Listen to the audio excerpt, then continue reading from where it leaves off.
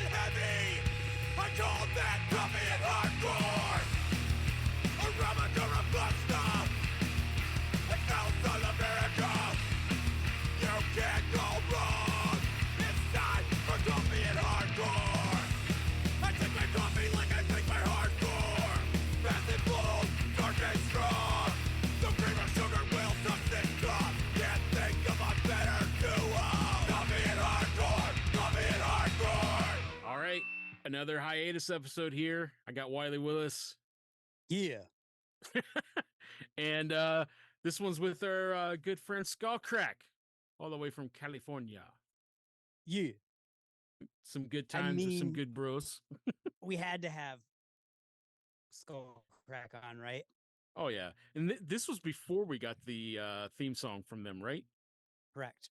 I mean, Yeah. let's lay it out here. You and I, even your wife, even your kids Yeah, are huge Skullcrack fans. right.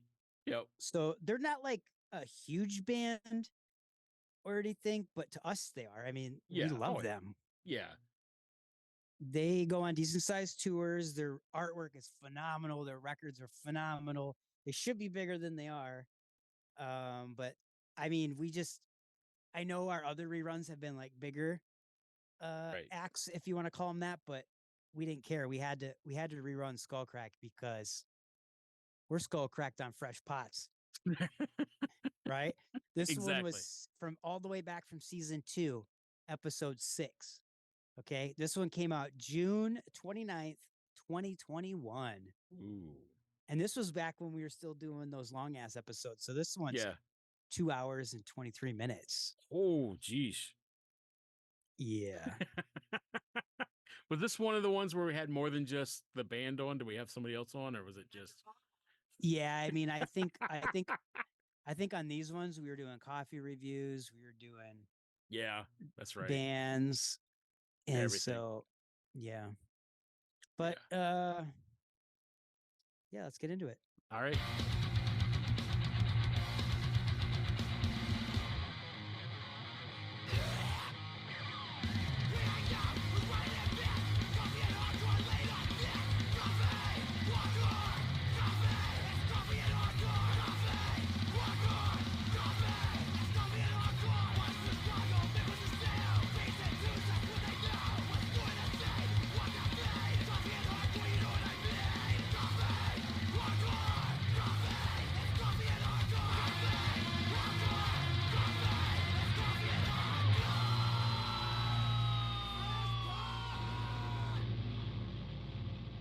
What's up? What's up? What's up? What's up? What's up? What's up? What's up? What's up? What's up? Coffee and Hardcore Podcast Season 2, Episode 6, titled Skullcrack on Fresh Pots. Fresh Pots! Hi, I'm Wiley Willis from here in Chicago, Illinois, with my trusty co-host, Mick Cox, all the way from Parkersburg, West Virginia, and have we got a show for you? We've got the guys from Skullcrack. what does your kid call him? What's that? What? What does your son call Skullcrack? He calls him Crack Skull. But we got the guys from Skullcrack with us, and they did our brand new theme song for the show. Yeah, they're here. Yeah, the song you just heard. Yeah. They did that song. We also have Coffee Review with Ryan Evans, he's the drummer, used to be the drummer of F.B.S. and this awesome band called Festal Shout. Oh yeah. That we've played with a couple times. We played with them at Audio Feed and then some other festival. Take hold. But Take Hold, thank you. Yeah. But he's here to chat about his favorite coffee. Sweet. He actually sent it to me.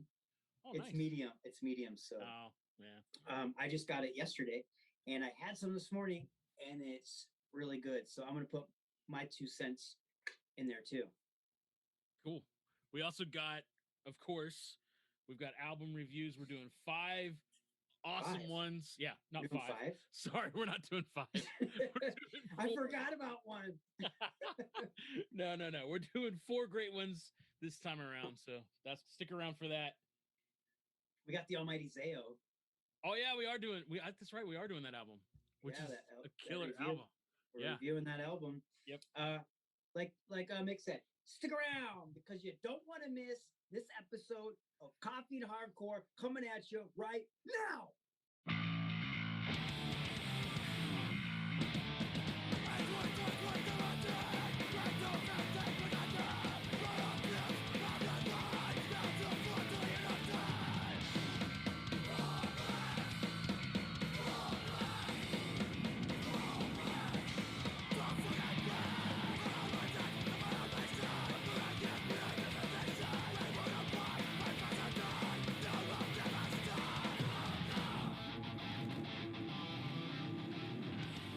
You guys ready for this? I guess so. Yeah. I was like kind of worried, but I guess we'll do it. We'll do it live, right? Yeah.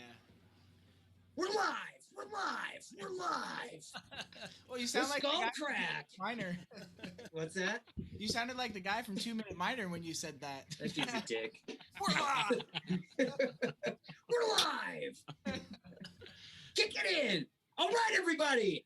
Welcome to Coffee and Hardcore Podcast, Season 2, Episode 6, titled Skullcracked on Fresh Pots. Fresh Pots! Hot! Fresh Bot! We have Nate, who plays bass, and Eddie, who plays guitar with us from the face-melting band Skullcrack. What's up, y'all? What's What up? How's it going? Woo! Going good. I have so many questions. I hope we can get to them all. Well, let's jump into this. I'm going to start with a short, kind of irritating story, but so let's get into the artwork. So your artwork got me hooked originally. It's kind of like when I was a kid on the school bus listening to my uncle's Iron Maiden tapes back in the late 80s, early 90s. The artwork just hooked me. I remember seeing the artwork to Seventh Son of a Seventh Son and freaking out at how awesome it was. I had that exact same feeling when I saw the Skullcrack artwork for the first time, and it just hooked me in. Hooked me. It was like a nostalgic feeling, like, oh. It was. I yeah, remember this feeling. I have to check this band out. for sure, because it's weird because it's like 80s kind of homage, but it's still kind of newer looking, if that makes sense. Yeah. Yeah. So y'all are from California, right? Yes. West Okay. What's that? West Coast. West Coast. West Coast. do you guys get Midwest? Midwest. But what's give me the background on this artwork, if you can. I need to know. I need to know. This guy Thomas Fernandez, he's an old buddy of mine and Jeff's. Jeff the singer. We've known him since we were growing up and playing in punk bands in high school and stuff. And along the way, he's always done like artwork and like drawing shit and skateboarding, this and that. And he started doing tattoos. He has his own sort of thing called Live Rad Studios. So that's kind of his, I guess it would be called a moniker. His online or his name for stuff. Thomas Fernandez, Live Rad Studios. And we hit him up. We remember when we started the band, we're like, oh, our friend Thomas does artwork. And he's been doing a lot of stuff. He done a lot of Santa Cruz stuff, and his style was just so cool. So we hit him up, and we're like, I mean, he's, obviously we paid him, but he was excited. He's like, yeah, send me the music and the lyrics, and I'll just start sketching some ideas and shooting stuff back and forth. And then it started with Cracky, the little skull guy, and he did such a great job. We're like, fuck yeah, like we want it to be consistent, and it's kind of been like a theme. Every record has that guy on each record, and just more gnarly each time around. Yeah. Well, so Cut It Down, was that the first thing that he drew for you guys? Yeah, Cut It Down. And yeah, that was it. And then was it full? Like, how did that come to be? Were you like, hey, we're coming out with this album called Cut It Down, like draw something?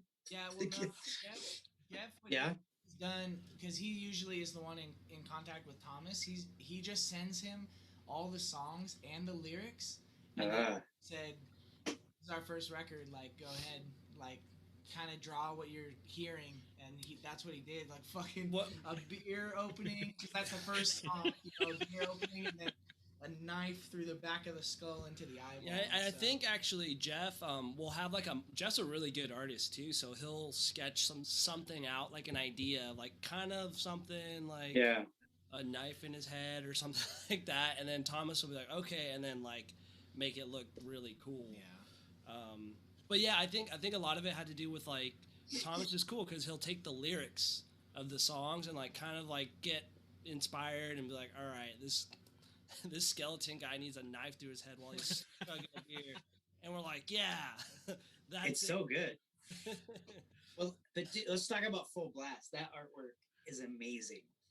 Same guy. Well, yeah, I know, but like, so what lyrics from Full Blast did he take to come up with that artwork? It's kind of funny because we used to practice. Well, we do practice in Huntington, but at one point we were practicing at a place that Eddie was teaching at, and we were like, I mean, it was our second record, and we'd only been playing for a couple years, a year and a half ish, and we were starting to write that new record. And Austin is just a blast beating maniac. So he just like right when he sits down like to warm up, he's just you know, while I'm tuning. Yeah. So Yeah. He's just blasting all drummers. And one of us said like, dude, full blast, and then we're like, hell yeah, full blast. The name of the next record. So like that one was kind of just like we should call it Full Blast. Yeah, I think that was like a working title, or like, oh yeah, that's like kind of funny, kind of cool. Yeah. Until we come up with something, and then it ended up, and then I thought about it more, and I was like, oh, what if you had like these huge speakers, like the RCA guy, you know, sitting in the yeah or whatever, and like what if it was him, but like going like this and just getting like blasted, and then that's what came of it for Thomas. But we did, you know, the same thing, sent him everything, and I think that's probably, from what I know, one of the first songs Jeff had like a title to before he wrote it, because he usually thinks of a concept first and then writes a song. From what I know, but yeah, I think he just Full Blast is already just Skullcrack, like, you know, as a whole. You know, so like that's just how we do shit. So it works awesome. Perfect. And I feel like the artwork really captured that album. Just a guy just getting sonically annihilated. So good. Yeah. One of my favorite parts too is like his forearm. You see like his veins like starting to fold outside of his arm. Yeah. It's very realistic. He's like liquefying almost. Yeah. But the Turn to Dust artwork is so rad, especially when you guys printed it on those neon shirts. Oh, It just fit it so well. So it seems like each time this dude, it's the same guy, I'm guessing, right, that did this one too. The artwork just keeps stepping up and stepping up. Because this one is, and I love how it's got like that old school feel, because it's very black and white feeling, but there's also like one solid color, if that makes sense, you know? I know the listener can't see it, but so this one's like more green. Yeah, Turn to Dust. We were thinking about that. I think before we did that, I remember Jeff saying like, "Hey guys, what's gonna be, you know, I don't know if we ever intended for like a color scheme for each one, but I think Cut It Down was like red, Full Blast was like the yellow, and then Turn to Dust is green. So we're like, I think Jeff was just like, well, what color should we do, you know, next, or this one? Yeah, it kind of just came about. Yeah, just kind of it kind of happened, but then we're like, oh shit, now we're like getting into that that sort of thing where we're like, okay, we have to like come up with a different color now. But it's cool because you match the records to it, you know? Yeah. That looks really cool. Like when I took out the Full Blast one and it was yellow, it's like this is rad. Yeah, and then t-shirt wise, it makes sense, you know, because like, oh, I'm wearing the record. It's like the color of the record, you know what I mean? I thought that was really cool. I ordered a bunch of stuff from Indecision Records, and they sent me a bunch of posters, and one of the posters was Turn to Dust. Yeah. And so I was like, I'm gonna hang this stuff up, like, yeah. So I was like, I'm gonna hang this up on the wall, and then my wife was like, "You think that's gonna scare the kids?" I was like, "I don't know, let's find out."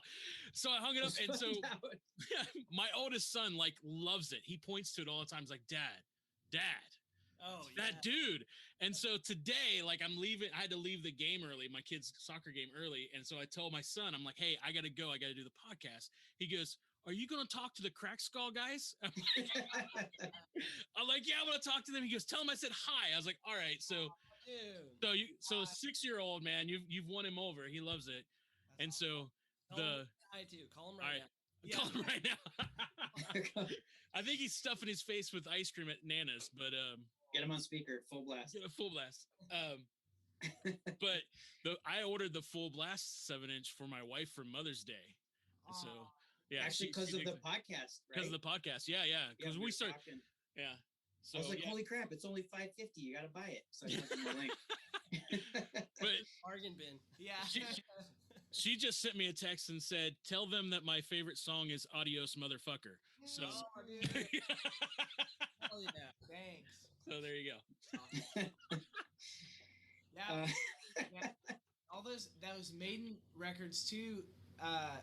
Like my dad had all like the old Maiden CDs and Metallica, Anthrax, and like that kind of stuff. And I grew up like looking at the CDs, and it's so funny because you mentioned Seventh Son, and like that was a record that I that was actually one of the last like Maiden records I got into growing up.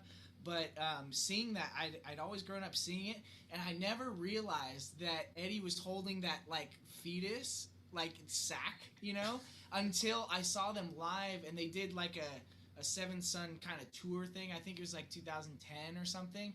And maybe 2012 or whatever, but they were doing like a lot of songs from Seventh Son, and they had a big Eddie from the Seventh Son album cover, and they had the fetus in there, and it was moving and like trying to get out. It was amazing. Oh, that is cool. It was so cool. But yeah, because Nick, when you said like, you think that's gonna scare the kids? I was scared of Ozzy Osbourne, Wizard of Oz, when I was a kid. Seeing Ozzy on the floor with the cross, I was like, "Oh my god!" Yes. Don't look at it. So it worked. Yeah. It was supposed to do. That's pretty cool. So like you guys said, you guys are from California. I gotta say, everyone in the band just seems to fit perfectly in the band. You guys make a complete unit. Like, did that take work, or were you guys friends? Like, how did that come together? We really lucked out. Jeff and I have been in band. Jeff, the singer, we've been in band since high school. We've kind of always been in a band, and then we had cut it down music, kind of written. And Jeff was actually playing drums originally, and we're like, all right, well, we need to find a bass player and a singer, and singers are so hard to come by. So Jeff's basically just like, all right, well, I'll sing and you find a drummer. I'm like, okay, like, great. That's not easy, right? So actually, yeah, singers and drummers are good ones are hard to find. Yeah, a good reliable one, right? And I was randomly at a party, and actually I was wearing this band Hammer Fist. I just happened to be wearing this shirt or like a different Hammer Fist shirt, and this guy ran into me. He's like, "Oh, I filled in for that band on a tour." I'm like, "Oh, what's up?" And my name's Austin. So it's Austin, our drummer now, and then he's like, "Oh yeah, I've seen you play in other bands, blah blah blah. We're shooting the shit, and you know, you're always like, oh, we should jam sometime. You know, how often does that ever work out? You know, like, oh, let's jam." Yeah. And you know, in the back of my mind, I remember like, oh, I talked to this guy at this party. I'll shoot him a text. Hey, like, maybe he's down to like try and learn these songs.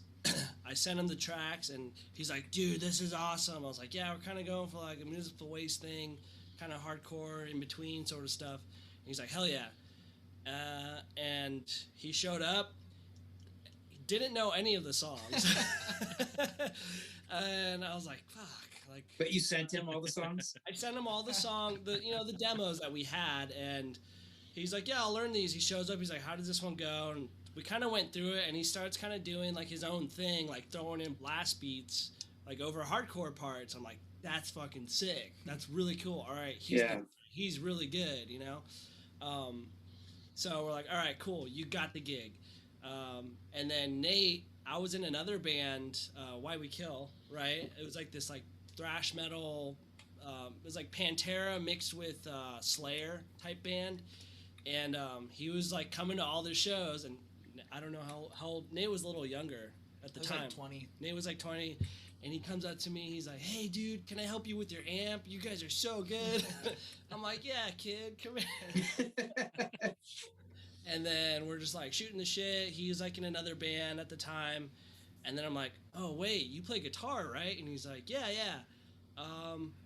Well, would you be down to play bass in like this band I have going?" And he's like, "Yes, yes, let's do it." And I sent him the songs.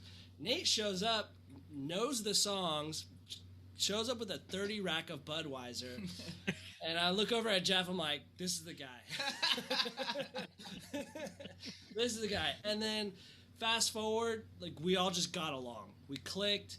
We all like knew where we wanted to go with the band. There was never like, "Oh, we want to sound like this." Like we're like, "Yeah, let's do that," and just do it full fucking blast, like all the way. Full blast. It's Full crazy blast, too, like yeah. how perfect we all like work together. Like, cause like Austin, you know, he's got music with Eddie, and you know, Jeff has got merch, and you know. Oh yeah, that stuff's important for sure. Yeah, and I don't want to I'll do like, it. shows, networking or whatever it is, you know, and we all just like super. It's super very good. it's very much a team effort, you know. Yeah. I've been in another band that worked like that, like a machine. Like everyone had their kind of their own duty, not like You said everyone- duty. Yeah. Yeah, not like Come on, you know what? Just teasing you. I know, and that band worked well and we were able to tour because everyone had their own little niche in the band, and that's how this band works. Like we're able. Yeah, you play in your strengths. Yeah, exactly, and That's a good thing. Nate's very outgoing and gives people a ton of pens. I literally threw a pen out the window on the way here. I like A pen? Somebody had a Black Sabbath sticker on the back of their car, and I pulled up next to them, and I'm like, "Hey, roll in." And they rolled down the window, like, "Hey, Sabbath rules." They're like, "Yeah." I'm like, "Here's my band, Skullcrack," and then it's on this pen. So then they're like, "Okay," and I threw it in their car and drove away. There was also one time, if I can segue for a second, we were on tour. Yeah. And I don't know, we pulled up next to a van, and Nate, I have a video of it. We're on the freeway. We're going on the like freeway, 70. 70 miles an hour. Nate's showing them the record while he's driving, turn to dust, and they're like, "Hey, do you want And then this?" like roll down the window. And they're like, "Yeah," and then he sticks it out, the wind catches, To the pulls ground. it down. I was like, "Whoa!" They were reaching out there too. They were It was hanging like out the it was like window. this close, and they were just we all started laughing like, "Fuck, Relax. what are you gonna do?" So did the wind just like throw it on the Yeah, ground? she shot it to the. It was trying to do this, and then it just. We were like, okay, so we gotta make it as flat as possible, so it like the wind cuts it, and then it just like started shaking and just. Annihilated. So there's a record up man. for grabs on some highway, like in Yes. the Bay Just have Area. to, So only you just have to glue it together. Yeah. But yeah, that's how outgoing he is. Oh, that's a great story. That gave me great imagery. Literally going out the window. But yeah, like you said, it's all working, kind of a well-oiled machine, I guess. Oh, it's well oiled. It's well-oiled, and it is. Yeah. Mick, when you were in ZAO, did you guys do that? Like, did everyone take turns doing something, or was there one guy that was in charge of everything? Man, you're really gonna make me say this, aren't you? No, I don't know.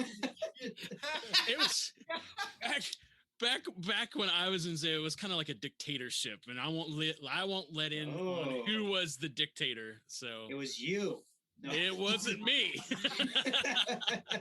It was Okay, all so- embarrassed. He's like, I don't want to say. But Okay, well, moving on. So, Eddie, I saw Fireburn play. oh yeah, in Chicago. Yes, with GBH actually, Yeah, that was a with- cool show. with Nate's T-shirt. Thank you. He's wearing a GBA T-shirt, by the way, for the listeners. I thought he was telling me. I was like, oh, he's talking about Nate. Yeah. Yeah, but how did you get that gig?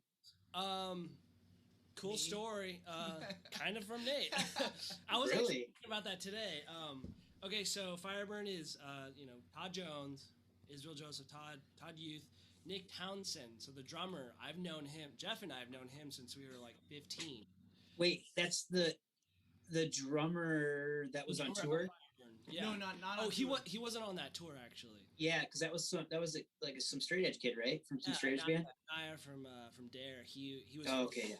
Well, Nick had Yeah, left, but anyways, I've known Nick forever, and he was the OG drummer, and Nate was kind of getting good friends with Todd Jones. Gave him a Skullcrack record. Todd Jones was like, "Hell yeah, Skullcrack."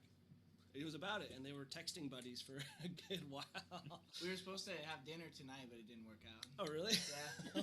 I was gonna leave after this, but So You could have dinner on the podcast. it's all Call them up. it's all coming full circle. Sorry, go ahead. I cut you off. So, no worries. So I guess Todd's filling Nate in on like, hey, like I have this band, like Skullcrack should play one of our record release shows. So they did 3 of them, and then we played. And what band was that with? Skullcrack was playing with Fireburn. Oh, with Fireburn. Okay. And Let Rage. Yeah, we'll play at Program in Fullerton, and then fast forward. Todd Was that at the record shop? Yeah, the record shop in Fullerton. Yeah, I watched that show. That was cool. So yeah, that was the first time seeing them. Amazing.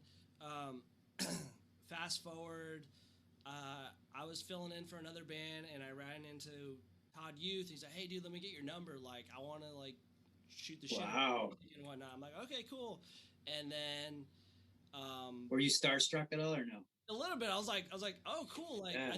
what he said actually was like, "Hey, like, I want to hit you up about guitar lessons." I'm like, "Really?" Like, What? Todd Youth asking you for guitar yeah, lessons? Like, okay, like that's weird. Maybe he's just being nice, whatever. It's Todd Youth. Yeah, I'm like, what do you need from me, that you don't already know? So, little time goes by, and then Nick hits me up. He's like, "Hey, dude, Todd Jones is leaving the band. Do you want to play in Fireburn?" I'm like, "Yes, yes, I can do it." Oh, so you were actually going to be the new member? Yeah. So, I thought you were just a touring guy. no, you even wrote songs and everything. Yeah, I wrote songs with them,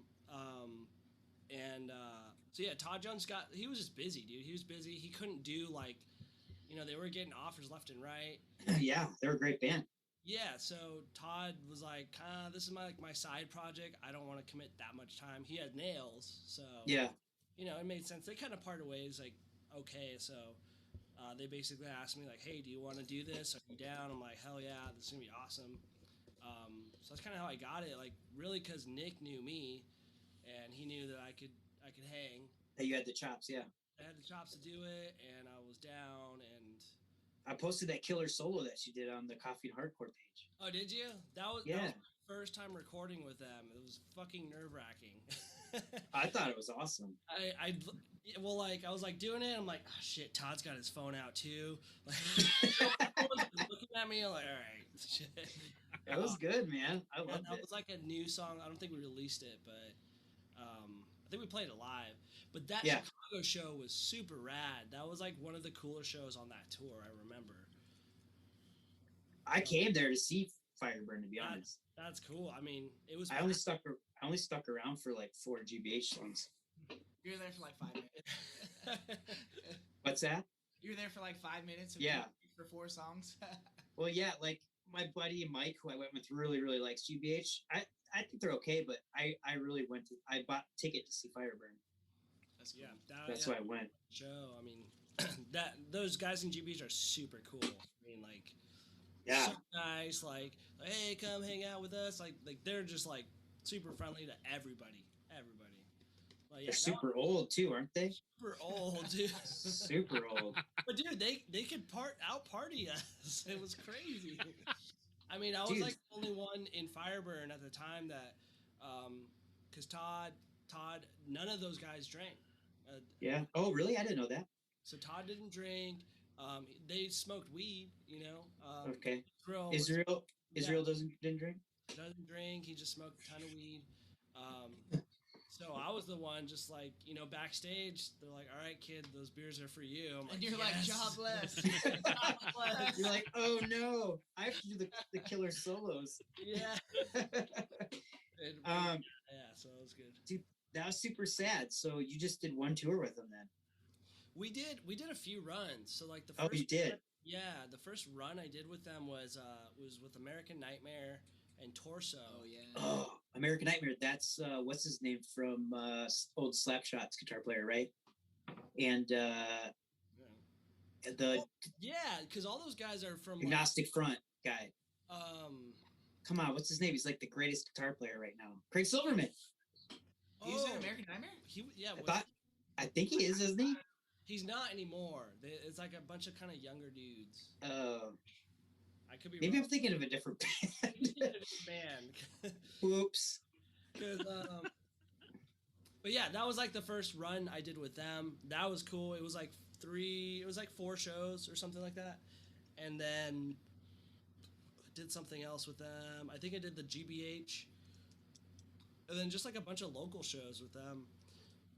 And then we were in the midst of writing stuff too. And then, Yeah. So I heard I talked to Israel a little bit. You guys have a full length that's not released. Yeah. Well, Is that true? It's a live show, Oh. actually. So there's a couple new songs on it. And it's actually Nick the drummer, we all kind of got back in contact, and so we didn't know that we did a run with Kill Your Idols. That's where this full length comes from. So we did a East Coast run with Kill Your Idols and United Blood Fest, Berthold City, and then we played at Brooklyn Bazaar in the Lower East Side, and I had no idea, but the sound guy was like, "Hey, I'm gonna mic all your guys." I guess he told Nick, but hey, I'm gonna mic everything. I'm gonna get you guys like a live recording. And I mean, I'm glad I didn't know, because I probably would have been like psyched out. Yeah. So after Todd passed, Nick was like, "Hey, I have this recording from New York, and it's really good." I was like, "All right, well, let's check it out." And it's like us live. It sounds amazing. So we're in the process of actually getting it mixed, and hopefully releasing it probably by ourselves. I don't know if we're gonna hit up a label to like help us out with it or not, but it's what's cool about it is it's Todd Youth's last New York performance. Oh wow. Which to me, I'm like, that's badass. Like his family was there. Yeah, that has to come out. Yeah, his whole like Lower East Side crew was there, like supporting, and and it sounds amazing. So it's like we have to like get that. How many songs is it? Do you know? I think it was just like our set list is probably like 10 or 11 songs. There's at least 1 or 2 new songs on there that were never like recorded. Yeah. So that's kind of cool. This was the band I was thinking of, the American War Machine. Sorry. Oh, Oh, yeah. Wow, you're way off. I know. My old brain can't keep up. I was like, yeah, that guy. Yeah, sure, Wiley. But yeah, hopefully that gets it. We just have to get it mixed and then send it out. We have it. So you weren't on that EP or that 7-inch, right? I wasn't on any of the recordings. So that would be cool then if that came out, because you'd be on that. That's where I'm like, I really want this to go out. Because so I know that like he was also in Blood Clot with JJ, and they decided to go on, right, without him. Yeah. And that was kind of the thing that they started together. Well, sort of. I know Blood Clot was around, in the 80s or whatever. But is Firebird going to continue at all, or is it are you guys letting it rest? There's been, I've been talking to Nick about it, the original drummer, and I haven't talked to Israel in a while, but kind of through Instagram, like I like kind of shared like his new music. He's doing like a solo thing. And Yeah, I've heard that. Yeah, he did everything on it, right? Yeah, he did the drums, like guitar. I think just like sample drums or whatever. Yeah. But we've been talking. Like I had some new songs that I'd sent him, and we're all kind of shooting the shit. Like, hey, like you interested in like recording some new stuff and just kind of for fun and just maybe see what happens. And we're all like, yeah. It's just been kind of hard to all get us in the room together. And then but we're definitely been entertaining the idea of playing again. Not going crazy, but like doing a few shows here and there. Mm-hmm. Maybe some, as Fireburn. as Fireburn, yeah, as Fireburn. And the hard thing is just finding the right bass player to like fill Todd's shoes. You know, there's plenty of like people that are good enough to do it, but it's like kind of has to be like the right person. If that makes sense. He played some funky bass too. Yeah, he did. He kind of he played it. He played it like a guitar, which was great. Yeah. So I mean, that's like, I remember when he asked me to play, I was like, he's like, "Are you down to play guitar?" I'm like, "Don't you play guitar?" He's like, "Oh, dude, I've been having so much fun doing the bass stuff." I was like, "Really? Like I've never heard." You know, there's 2 less strings, right? Yeah. How's that more fun? And yeah, he's like, I found my voice on the bass for this band, and I think he was perfect for that band. yeah, on bass. and like, yeah, so the way he plays, his tone, whatnot, it's just a matter of finding the right person. It's not even like, oh, we gotta find like another like super group person. It's just like someone that have some sort of relation to Todd in a positive way, you know. Sure. But yeah, definitely probably gonna do something in the near future when stuff stops being so crazy. That's cool. Well, bringing it back to Skullcrack here, what bands what bands were you guys inspired by?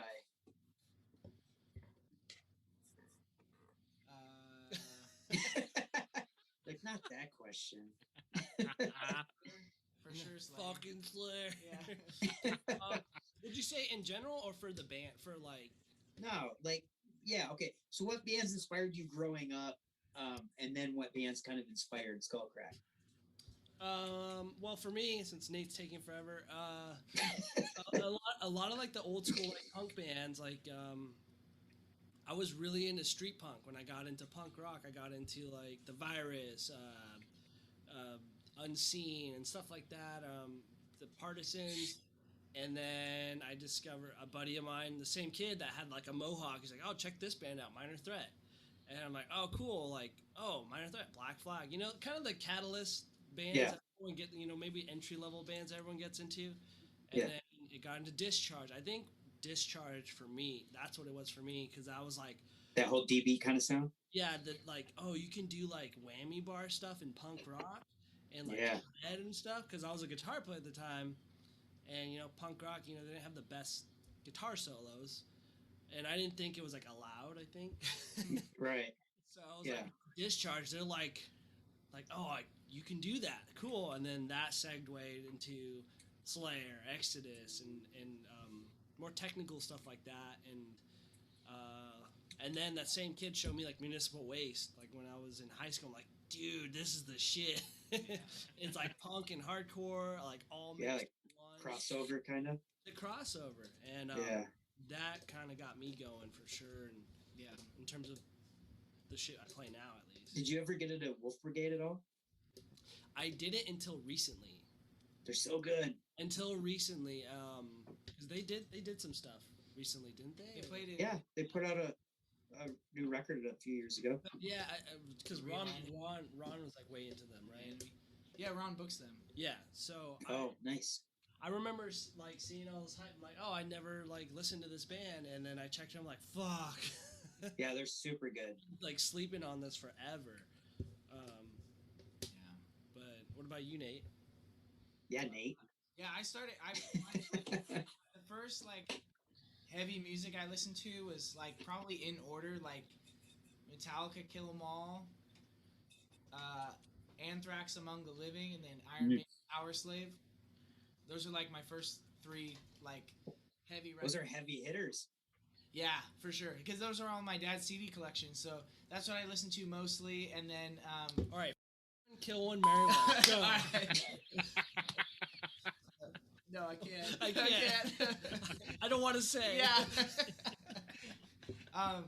So yeah, I started listening to those, and then my dad bought me tickets, and me and my brother tickets for Christmas to see Megadeth and Exodus and Testament at Hollywood Palladium, and Megadeth was playing all of Rest in Peace. Oh, you told me about that. So like that was my first like smaller metal show, because it was a smaller venue. My first metal show was Maiden in 2008. Oh, you've seen Iron Maiden? I've seen them like 6 or 7 times, I think. I want to see Iron Maiden. I love them. I love Maiden. It's just I can't stand huge crowds. I know. And they're That's like, yeah, they're one of those bands where the crowd is like ridiculous. Yeah. That's all they do. Yeah, they'll never play like a coffee shop. So. That'd be awesome. Yeah. Could you imagine? A Toys R Us. I got into metal first and then punk. I think it's funny because my uncle, when I first started collecting records, my uncle gave me a bunch of records that he got from one of his friends that was going to throw them out. And it was all like DRI, Napalm Death, English Dogs, like that Peace War Comp, like so much like good, like Concrete Socks, like good UK and just like thrashy stuff. And at first I was like, this is too fast. Like, I don't like this. And then I heard like Napalm Death, You Suffer. That song just, and that's the whole song. And I'm like, that was like the worst song I've ever heard. and I cannot believe now, like where I'm at now, because it all grew on you. Yeah, it all grew on me because I think it was all because Slayer. I heard Rain in Blood. That whole record was like so fast, but it like caught me a different way than all the other stuff. Yeah. And then I heard like SOD and all that stuff was like even faster, and then it all just kind of got faster from there. And then and now you're in Skullcrack. Now I'm in Skullcrack. Now it's getting super fast. But, yeah. That's awesome. Okay, so let's get into the most important thing that Skullcrack's ever done in the history of Skullcrack. Skullcrack made the theme song for Coffee and Hardcore, and seriously, it kicks ass. So this will be the second episode that people are listening to it. The last episode has it on it, which airs Monday because we do a month in advance. Cool. But let people know the process. Give them a flavor of the Coffee and Hardcore theme song. It's definitely coffee flavor. Arabic beans, aroma. Yeah. Is that what it is? Arabic beans. Never decaf. Never decaf. Yeah, no. Fresh pots. Fresh pots. Dude. Speaking of, coffee mug. I got my Descendants mug. Wait, how far ahead in time are you guys? Is it morning now? 2 hours. What? You guys drink coffee all the time. Oh, they drink. Oh, that now. Okay, coffee Never and hardcore. decaf. I get it. Where do you think we live? Yeah, I don't know. Hawaii. My time zones are not all there, I guess. It's all good. Anyways, Nate mentioned that you guys were like, hey, they want us to do the song for the podcast. Kind of in the, like right in the midst of like while we're writing stuff. Yeah. And, he kind of sent me. I mean, I listened to the original track you had. I'm like, all right, we got to make it faster. I think you caught me on a good day because like I it's funny. I wrote it in my head and then I went to work and then I was like, all right, I gotta lay this down. I just threw it on GarageBand. I like wrote a couple of the riffs and I sent it to our drummer via GarageBand, and then he sent me like I texted him some notes, and then he sent me back a full drum track, and then I re-recorded it and I sent it to the boys. I'm like, what do you guys think of this? And it was just like, fuck yeah, it's so fast. And I felt like a little kid giving away like one of his favorite toys because I was like, I really like this song. I really like the riff. It's so short. It's so fast. And I was like, and even Austin was like, dude, that's like my favorite song right now. Yeah, that's why we talked about, hopefully putting it out, so. Yeah, we're still game to talk about that. Yeah.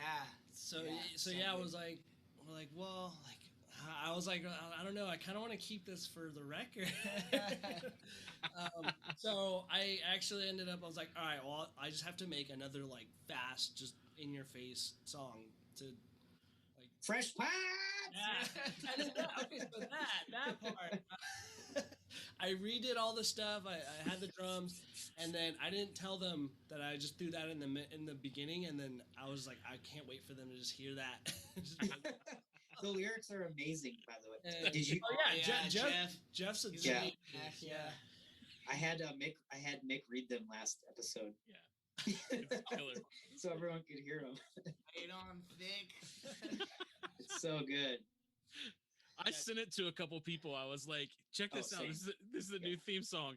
And I don't think they were expecting what they got because they had heard the Battle Royale theme song, of course, and they dug it. But when I sent this, the first thing I got was like, are you kidding me right now?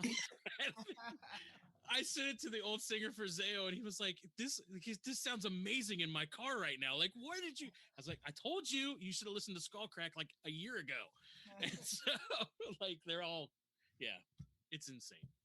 Love it. It's so good. It's definitely in what during our writing, like that was like fuck. Like I listened to it a bunch.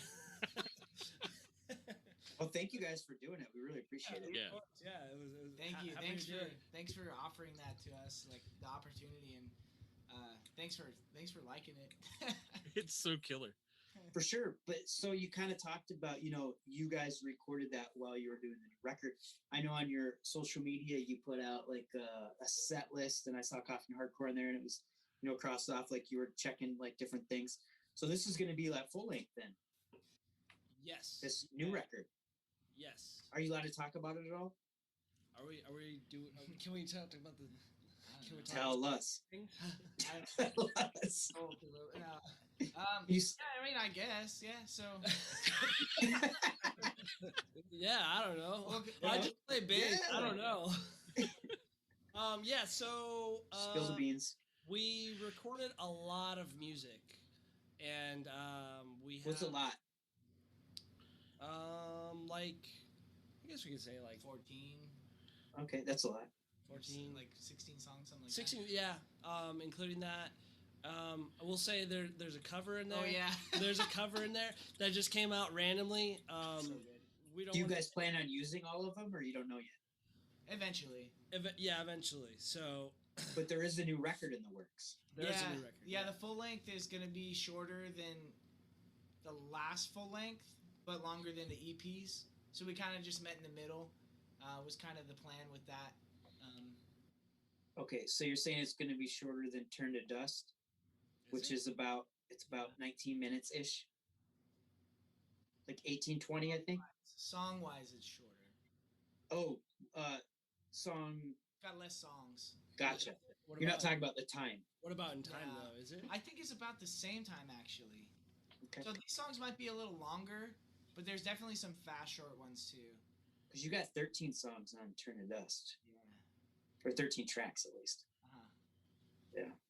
Yeah. So I think our main thing was like we went in and we'd been talking about this every record that we've done. Like let's just write a ton of songs and go in and be like, okay, let's record them all and then listen and see. All right, this is making it. This is making it. This isn't.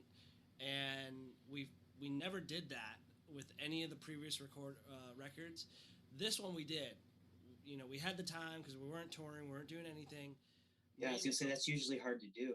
Yeah, so Nate was up my ass the entire time during quarantine. So me, I'm just like, I have time, and Nate's like, hey, did you write anything? Hey, I wrote this. Hey, like, and so we're just kind of bouncing ideas back. I'm like, fuck, leave me alone. All right, I'll like, okay.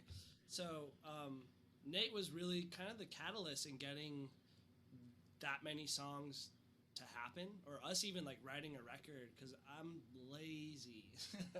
He But- just sits there and like pets his cat. Plays- Doesn't have any hair. But I feel like this time around it was like Nate wrote a lot of shit, I wrote a lot of shit, and then like we met in the middle, and then we're like, whoa, we have fucking X amount of songs, 16 songs plus Yeah. songs.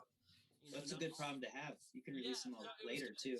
So then when it came down to making like, the list, the sequence, we're like, all right, well, is this gonna make it or is this? And so we all kind of had our ideas of which songs would go on the record and which ones wouldn't. And then, but like, we feel confident with like everything we had. So we're like, okay, we can use these for this or these for that. So do you guys already have that like specified? Like we're using these for this and for the full length and all that. Yeah. Yeah. Okay. Everything's done. Yeah. Everything's done. Ooh, I'm excited. mastered. I don't want to give away too much, but because I don't know what Dad has in mind. Indecision Records, Dave. I don't know what. I don't think he really cares. He's just like whatever. But you guys do plan on doing a full length vinyl record? Yes. Oh, yeah. Oh, Yes, yeah. absolutely. Pretty excited about that. Yeah.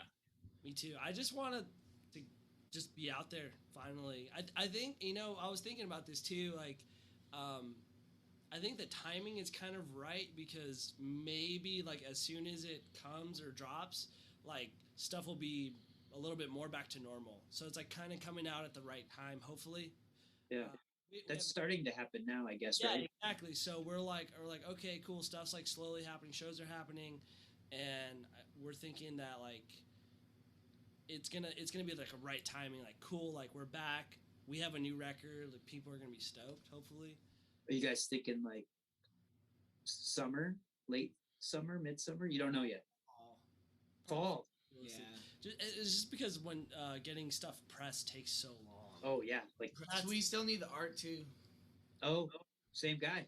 Same guy, yeah. Same guy, Thomas, yeah. Maldo. And I'm a huge Skullcrack fan, so this is really exciting. By the way. Yes. Thomas has actually been really busy. He was doing artwork for like Rob Zombie and shit. Yeah, Whoa, that's really cool. And Guar, yeah. What, really, Guar? yeah. And Guar? And like PBR too. What? The Half beer? ribbon, yeah. He's doing art for PBR, eh? I'm pretty sure.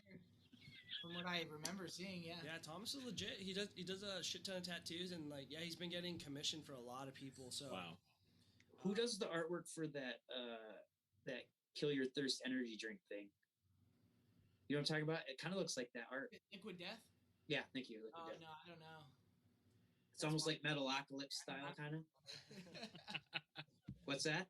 That's water. I don't drink water. Oh yeah. You drink water with hops in it, right? Yeah. only. Yeah. That's awesome. Yeah, dude, we're so excited. Like the whole band's super excited for the new stuff. So Yeah. So basically, yeah, we're waiting on artwork. We need to name the LP as well. The fun parts of behind the scenes. Yeah, it's funny because like we're always like throwing out ideas. We're like, oh no, that's cheesy. Like, But sometimes you can make cheesy work, right? sometimes, yeah. I think If it's over the top. yeah, like yelling your own band name in a song. Skullcrack. All heart, come on, that's the thing. I stole that from Brace War. Brace Water. Dude, everyone does it. Like, Why not? And Yeah, that one came out as a joke too. Parker, our friend. Yeah. Our friend Parker was like, because there was like a little break, and our friend Parker's like, "You guys should just yell Skullcrack." so good. We started doing it, and it stuck. It's like those old 80s bands that wear their own band's t-shirts on stage. Oh yeah. It's like, why not? Just rock it. Rocking Out does it. They all wear. I know, it's ridiculous. So I'm like, And okay, suicidal, yeah. and like, yeah, exactly, like the suicidal. Yeah. So it works. You just gotta commit, I guess. I know it's like we need like we have. You gotta Skullcrack not care. socks, now we just need like Skullcrack shoelaces. And Bro, I wore those Skullcrack socks at my wedding. Yeah. You sent me a picture of you lacing up your boots. Yep. The Skullcrack socks. Oh God. I went for it. So That's good. awesome. You there? You were, yeah. You're always there. I wish you guys could have played it. That would have flown out. I love weddings, so like, I could just go. Have you ever played a wedding yet? No. No. I did an acoustic thing. A dog wedding? Not like a hardcore wedding, I guess. Yeah, I'm saying, has Skullcrack ever played a wedding? No. Oh no. Hopefully. We'd probably write a wedding theme song too, like the podcast. And it's got to be faster too. Yeah. Keep upping it. That's awesome. All right, guys. So this is your time in the podcast that you can plug any other bands that you like, any coffee you like, any of your friends' companies, podcasts, or any adventures? You guys got anything? Too many adventures, so. Too many adventures to count? I mean, I know that. Radiation Records in Anaheim, California. If you guys like rare punk records, I'm a huge vinyl collector, so we've got everything. Today I just came from a record deal, so I picked up like the Judge New York Crew 7-inch, the Bad Religion first 7-inch, the First Press Gorilla Biscuits 7-inch, and the what? And the Gorilla Biscuits yellow vinyls. You own this? No. I just picked them up for the shop. Oh. But I do actually have those. Oh, except for, no. But yes. And the Gorilla Biscuits, but yeah, we got all that kind of stuff: hardcore punk, obscure stuff, like super rare, high end, all that. So if you guys are looking for that kind of stuff, that's a place to go. I know Wiley got the Barbies record that our label put out, so yeah. That's pretty cool. That's a pretty historic record in my mind because it's just I dig it. Unreleased Fullerton new wave punk kind of stuff. So I guess my plug, since we're talking about records, I don't know, Wiley, were you gonna say something? No, go ahead. My buddy Sergio from ACXDC, he has a new record store called the Midnight Hour in San Fernando Valley, right? Like LA area. They actually opened up another location, and they have like a lot of punk and hardcore stuff too. So I guess check them out. They have stuff online as well on their Instagram. They're Sergio's a very avid vinyl, just like this guy. Are you writing that down, Nick, so we can put a link? Doing it on Post-its, putting it across here so we can do the. They actually opened up a second location, which is really cool. I'm stoked for him. And I think that's it for me. I mean, do you guys drink? Do you guys drink coffee? Yes, we do drink coffee. I don't. What's your favorite coffee? I don't. Starbucks. No, I said coffee. I don't know. I'm not like a connoisseur like you guys. We're not either. Come on. No, if you listen to the podcast, you know we're not connoisseurs. We're like, it tastes like earthy dirt. I like it. I like my iced tea. I will. Dude, you know what? Fuck, we should have had Austin here because he would. Austin loves. So coffee. Austin works at an bar, like an espresso bar, for like Nordstrom's or whatever, and he knows like all like the pour over shit and like, nice. He can like draw pictures with. Whoa! He's like, he can do Skullcrack artwork in the mocha. Yeah, that's his whole thing. So here's the Full Blast album cover. We should have asked him about that shit. Like, hey, do you have any tips? Because they're gonna ask us about coffee. I know there's motherfuckers that are gonna ask about coffee. But yeah, I would say Ron Martinez, Crawl Space Booking. He rules. He's always supported us since we started. I don't know why, because we fucking make him lose. So when did you guys start? 2014 or 2015? 15? So is everyone original still from the original lineup? Yeah, I was actually not on the first record though. Eddie recorded bass on the first record, and I joined after everything was recorded. I remember telling Nate, yeah, we're gonna go in and record, and he's like, yeah, dude, like, when are we doing that? And I was like, I don't know. I think it was before you actually auditioned, so I wasn't sure if he could do it or not. Like, you're like, it's already done, bro. Yeah, I just gotta keep it down. But he's on everything else after that. But that's a while. Yeah, Ron's awesome though. He's always hooked us up with shows or just shouted out on Instagram or whatever. He plays in Final Conflict and Lower Class Brats. Is that how you got hooked up with the Slapshot show? Yeah.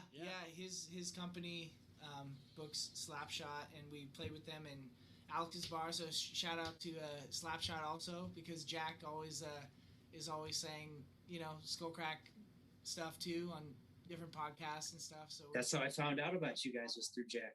Really? Oh, really? Yeah. Cool. Mm-hmm. And Stars and Stripes. That's awesome. Yeah.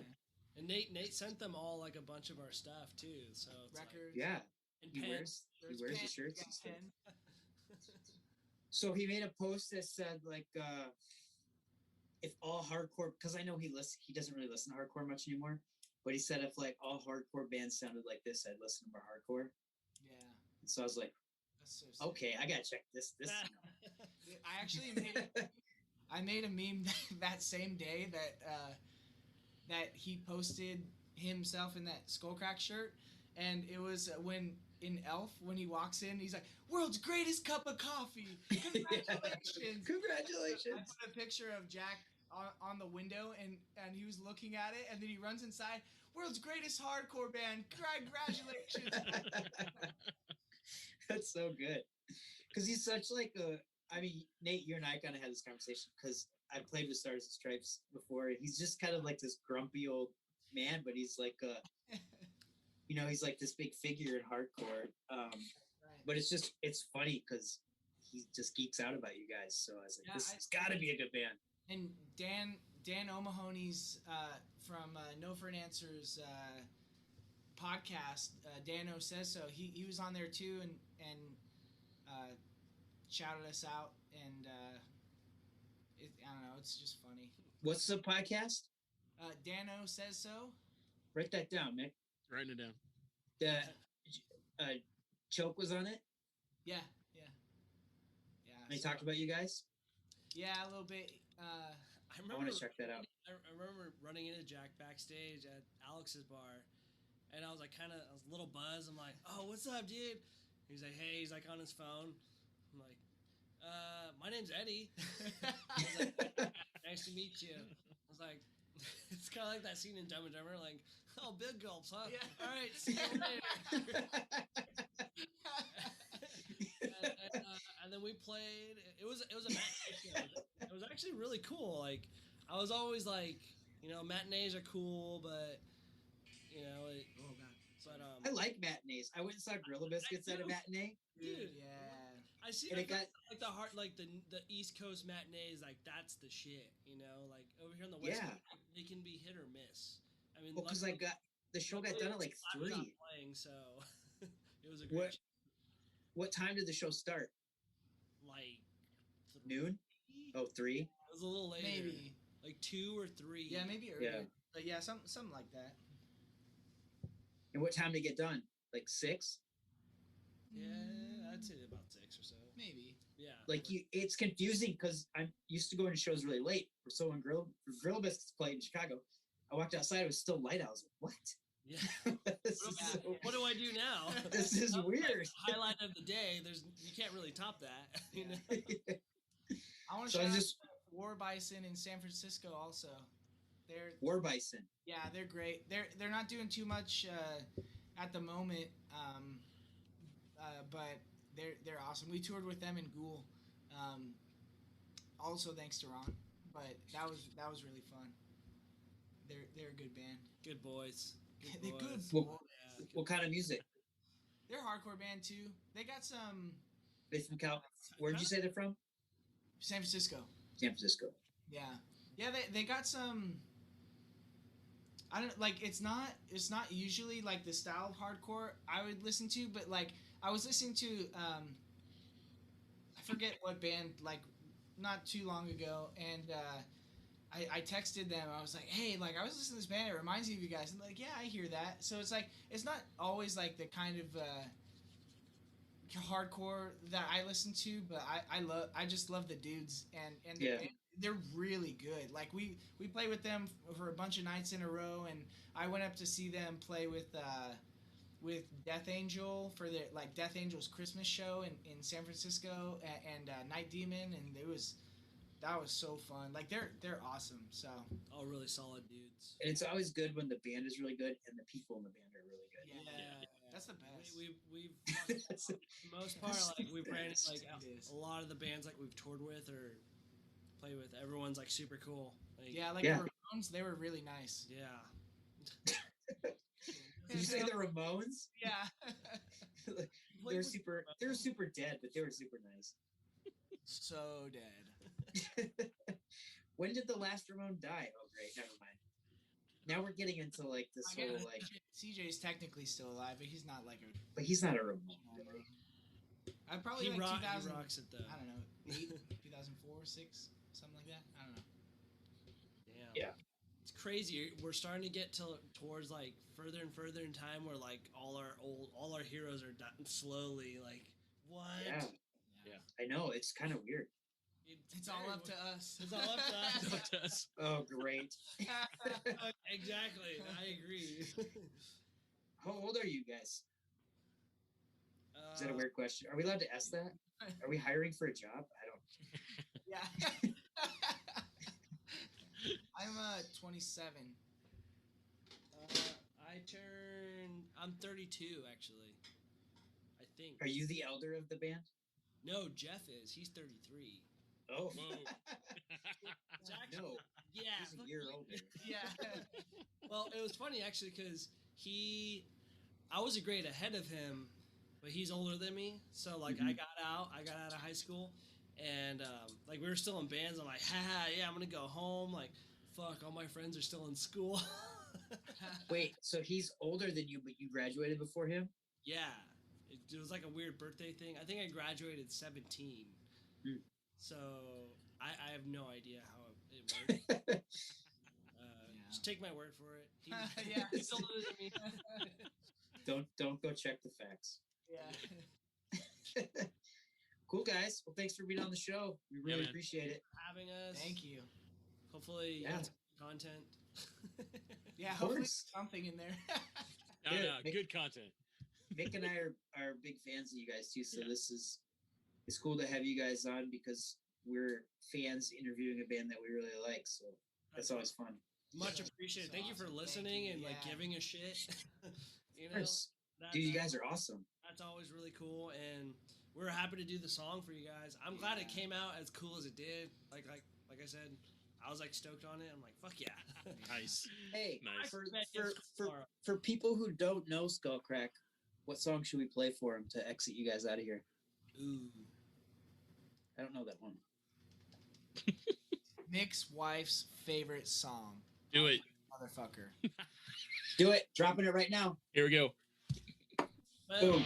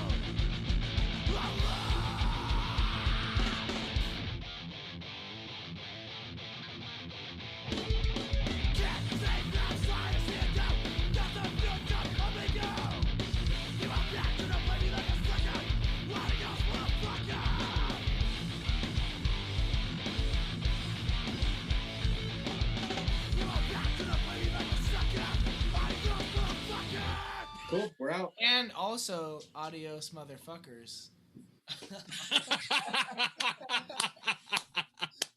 Nice. That'll be the segue. Yes. Guys, thank you so much. We appreciate this a lot, especially just it's really cool like when people reach out to talk to us about stuff and like not that we're like Actually, whatever, people actually just- give a shit. yeah exactly. It's Like, just oh, cool wow. to know like that because we're doing this like people care and like want to hear about it and like want to like listen to it and all that stuff. We just appreciate it a lot that you guys reached out to do it. So and that you guys are doing this at all like for a lot of charity stuff and just you guys like hanging out and meeting with each other. I think friendship's like super important, so that's really cool. So If I might, I'd also add, like, I would say, like, like, double what Nate said, you know, but also, like, guys like you, like, the people that take pictures at fucking shows, and like do podcasts like this and like check out bands, like actually give a shit. I feel like that stuff gives like the scene so much momentum as well. Yeah. You know, because Awesome. imagine, especially nowadays, like Instagram, like social media, and none of you guys were like taking pictures, or no one was doing a podcast. Like, how the fuck, like, would anyone hear about a new band or like see a band like, oh, like I wish I was there, sort of thing, or like, fuck, this band sounds cool.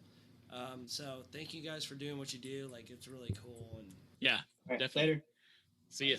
Bye. Bye. Bye. Oh gosh.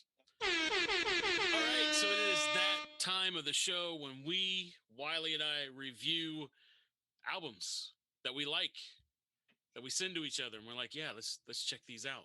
So That's right. So I actually have an album pick this month. Wiley has an album pick this month. Then we decided we were going to review another album that we both kind of dig that just came out not too long ago. And then someone sent us an album to review. That's right. So we got some good stuff. So you want to start with my pick first? Sure. All right. So I've got a band all the way from Gothenburg, Sweden. The band is Obstruktion. The album title is Monarchs of Decay. 10 tracks. It came out February 26th of this year. 2021. And it's 28 minutes long. No, actually 28 minutes, 5 seconds long. That's how long this thing is. I'm putting all these details in here because I know how much you need them. All right. You're not wrong. You're not wrong. So here's what I think about this album. I love it. The more I listen to it, the more I like it. I listened to it on vacation and really dug it. It really gets me in the mood to just want to punch things, which is good. Dude, you went on vacation. Yeah, I did go on vacation. Yes. That's right. I went to Tennessee and I saw Dolly Parton. No, I didn't really Wait. see her, but I went to where her theme park is, that area. But yeah, I went on vacation and I listened to this album a lot. I dug it quite a bit. A lot of thrash. With the family, listen to this album. Well, I listened to this album more in my headphones because it wasn't just my family that went. It was my family and my in-laws. So I didn't want to give my mother-in-law a heart attack. Although Lindsay did listen to a lot of heavy stuff when she was younger, but this might have been a little too much for her. But no, I watched some good international friendly soccer preparing for the Europa 2020 that's going on right now. So I actually watched a Sweden friendly while I listened to these guys. On purpose? On purpose, yes. But no, so here's what I think about this. A lot of thrash guitar tones and riffs, blistering drums, and of course, really gritty bass. This thing goes from huge chugga chugga to straight thrash, back to the chugga chugga, then to the thrash, and then every once in a while they'll throw in some crazy guitar solo. Is that a technical term, the chugga chugga? Yes, there's a technical term, chugga chugga. But it doesn't get too techie. It doesn't go that far, I don't think. But I love what grabs me so much is the guitar tone, the breakdowns.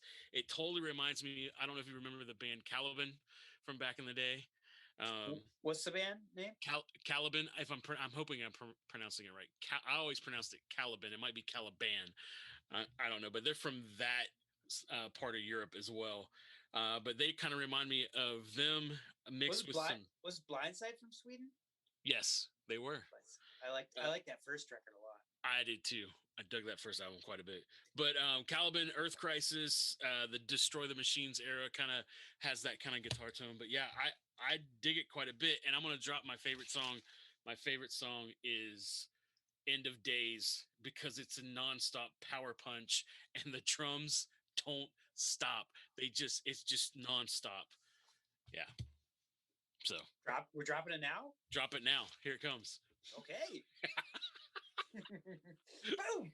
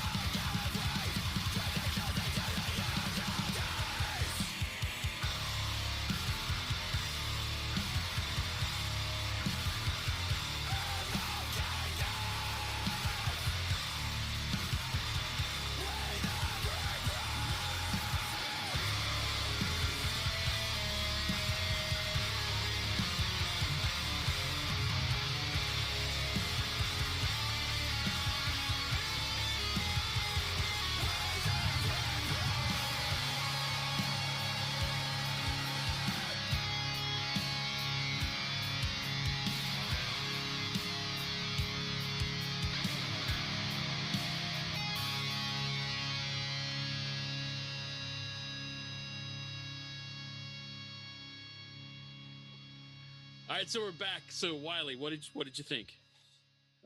Well, Mr. Mick, this album is noisy. Yeah. It's melodic. Yes. It's heavy. And it's intense. Super intense. It's heavy hardcore with a hint of metalcore vibes. Do you hear that? Yes. Okay. But it's forgivable.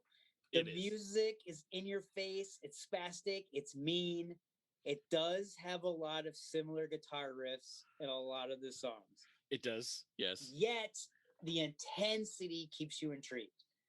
They definitely have a formula musically, but it seems to work for me. I actually do like this album a lot. I do. It's just a little intense musically, like all the time. Yes. It doesn't really give you a lot of time to think or breathe.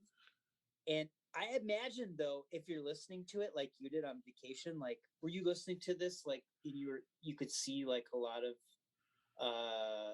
like scenery and trees and yes, that would be really cool. Yeah. To listen to it on like a car ride or even a van ride, like if you were playing a show like really far away and Right. on the way home from after playing an intense show, you were listening to this and just driving and seeing scenery for a long time. That would be Right. really cool. It'd be a good soundtrack for that, I feel like. But yeah, it doesn't give you much time to think or breathe. So No. you need to be doing something where you can think.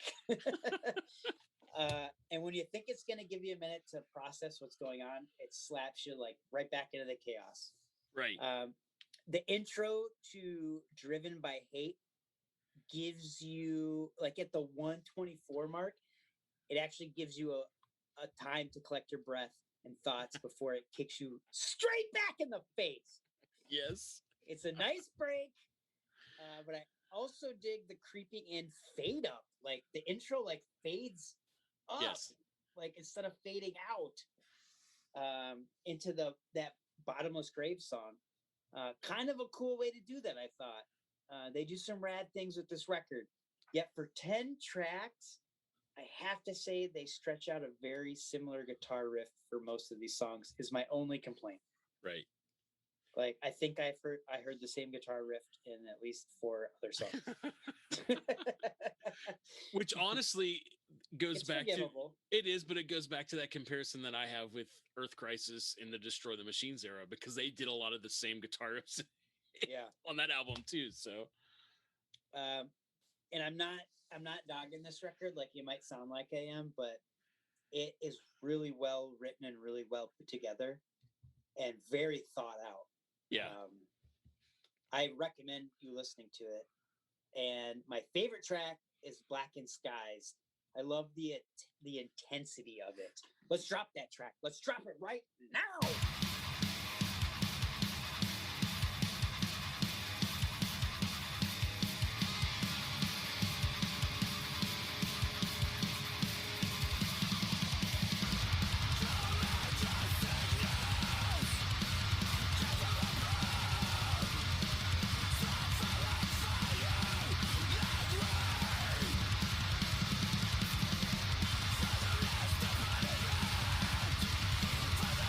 Take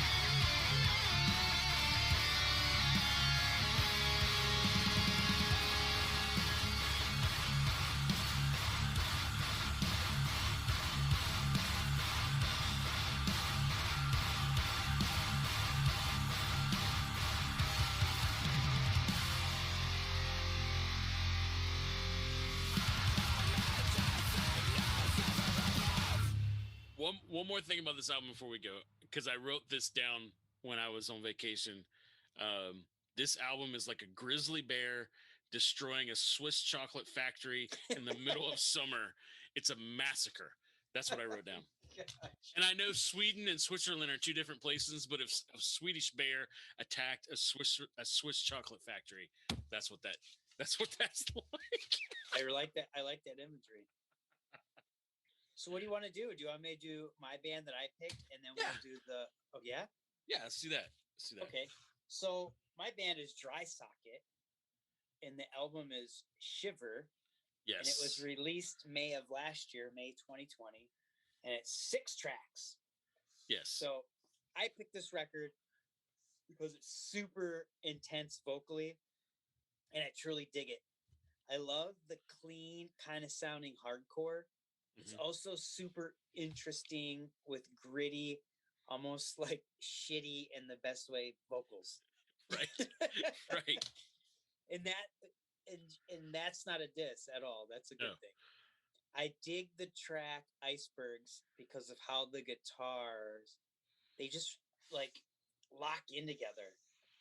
I don't know. I dig this track. I really like this track. Let's drop Icebergs.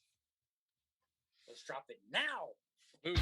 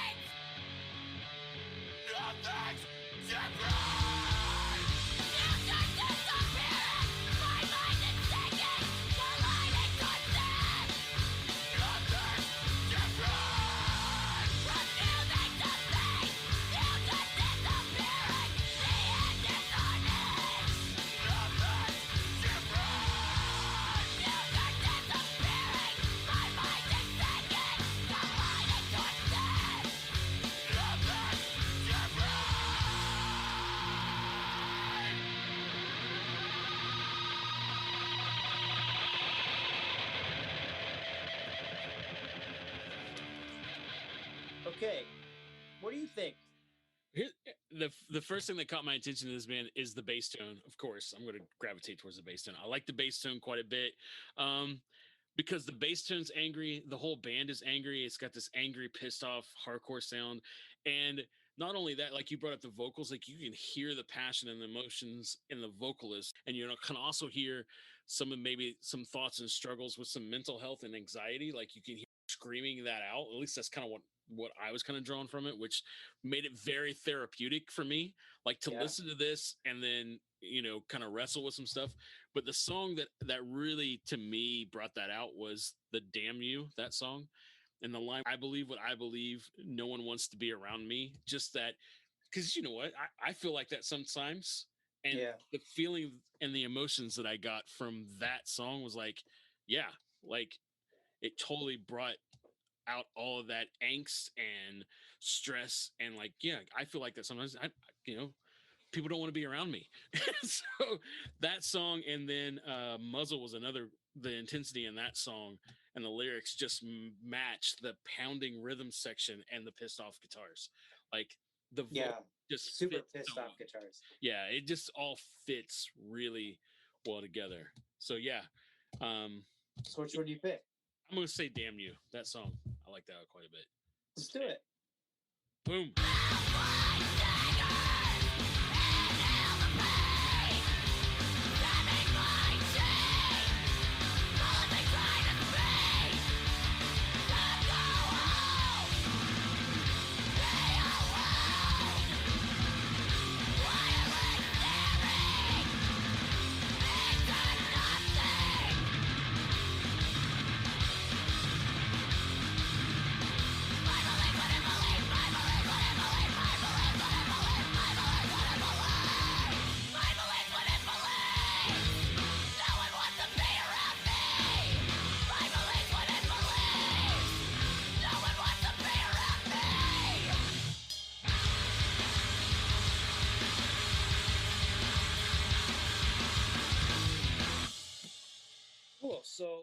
were sent this next record, Yeah. right? Yes. This band's called Placeholder. Yep. And they came out with a new album titled No One Asked for This. Right. The label is a split release with Crew Cuts Record in the UK and the record label from the US. Release date mid-June 2021. So at this point, I think it's being released soon. Soon, right? Yeah. Soon. It'll already be released by the time this comes out. Yeah. 7-inch record is the format it's being released on, and the band is from St. Louis, Right. Missouri, and it's 5 tracks. Yeah. So you know what? Let's hear what you have to say about it. You want to hear what I say? Okay, here's what I have to say. I have a lot of friends that told me to check these guys out even before they sent us anything. And so I was interested to hear what they sound like. So I'll say this, it's interesting. They kind of remind me of Thrice a little bit, especially the whole illusion of safety and identity crisis era mixed with some kind of punk overtones. It's and sometimes I just hear Dogwood. Do you remember the band Dogwood? Of course. Yeah, I don't know if it's Christian punk kind of punk band. Yeah. Yeah. I don't know if it's the bass tone or what, but it kind of reminds me a little bit. And that's one thing I do really like about this album is the bass player doesn't stop. He hangs right in there with the drummer. There's a really good rhythm back and forth section between the two. Yeah, I agree. I concur. Yeah, a good example of that for me is Virtual Signal, the end, where the bass run is just for days. The guy just keeps going and going. I'm like, what? Here's my only hang up about this album. Okay. I hate the first song. I'm using a strong word. Oh, you. We talked about this off podcast. I didn't think you were going to actually say that. But... Oh, sorry. No, it's okay. It's good to be honest. I just don't like it. I don't think it fits with the rest of the album. Once that song's over and the rest of the songs kick in, I'm like, yes. Tell us why you don't like it. I don't like it because of it's the vocals. Okay. The vocals just, I don't like it. And then there's a background vocal part that comes in. Well, like, explain to people because we're probably not going to play that first song, right? Right. No. So, I can't remember what the name of that song is. But like, what? Tell the listener what you don't like about it. I guess it's tonally, if that's the right word, like tonally, the tone. By the way, did you download this when I sent it to you? Yes. So you have it saved? Yeah, I have it saved, yes. Okay, good, because I just went and clicked on the thing and they just continued the link. Yeah, I have it. So cool. We'll be able to play the links and the thing. But it just, to me, it doesn't fit the rest of the songs. And too mellow, you think, for the rest? It's too mellow. It just doesn't sound like, it's almost like to me, it's almost like a totally different band. And so when the background vocals come in and it's a girl singing, and it's not, the vocals are bad. It just doesn't, to me, it just doesn't fit the vibe of what the rest of the album. Cause like when Virtual Signal comes on and it has that bass player and he's playing those riffs and it's gnarly. It's like, yes, but it just doesn't, to me, the two they don't mix well. And it's almost like that song, maybe it was from a different era or an older thing and they just brought it and added it to these set of songs. I don't know. Hopefully they don't hate me for saying this because I have friends that are friends with them, and I don't want to think that. Because listen, seriously, the other 4 songs in this album are killer, and I like them a lot. But if I only heard that first song as a single, I'd be like, I'd pass. Oh, I would. Brutally honest. I hate that. I think being honest is good because it shows like when you actually like something, someone's gonna know you're not just blowing smoke. Right. So. And so if you ask me about the rest of the album, I'm gonna say 100%. And when it comes out, I'll grab a record. I mean, I'd buy it because I've heard the rest of the songs. But if I only heard that first song, I wouldn't.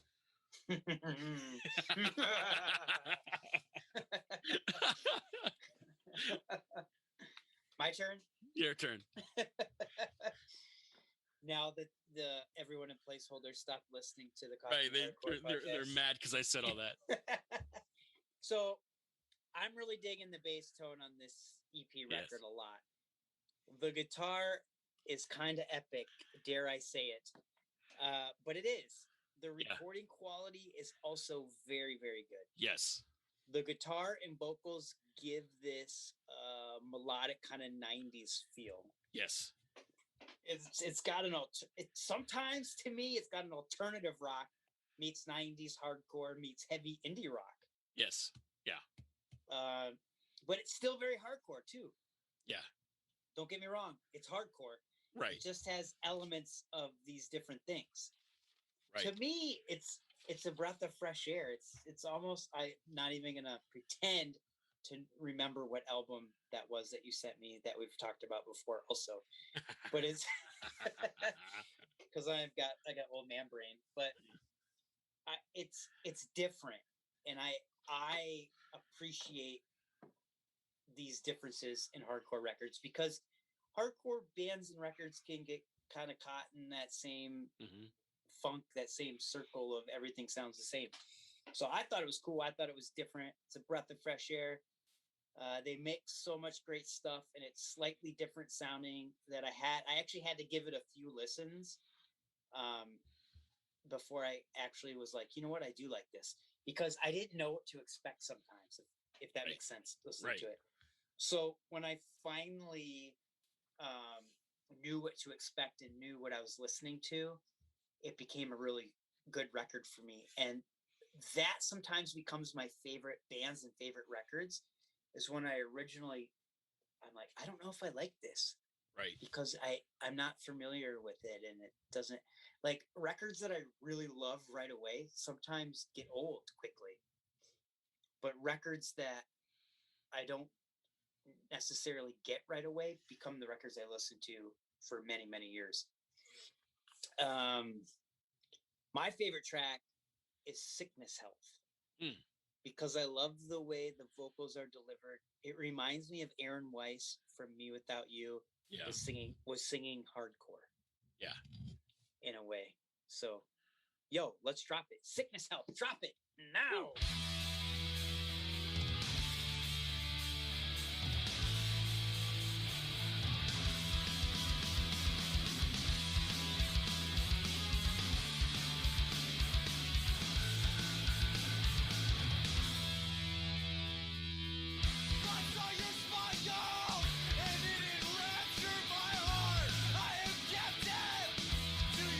Audience, and life is bittersweet.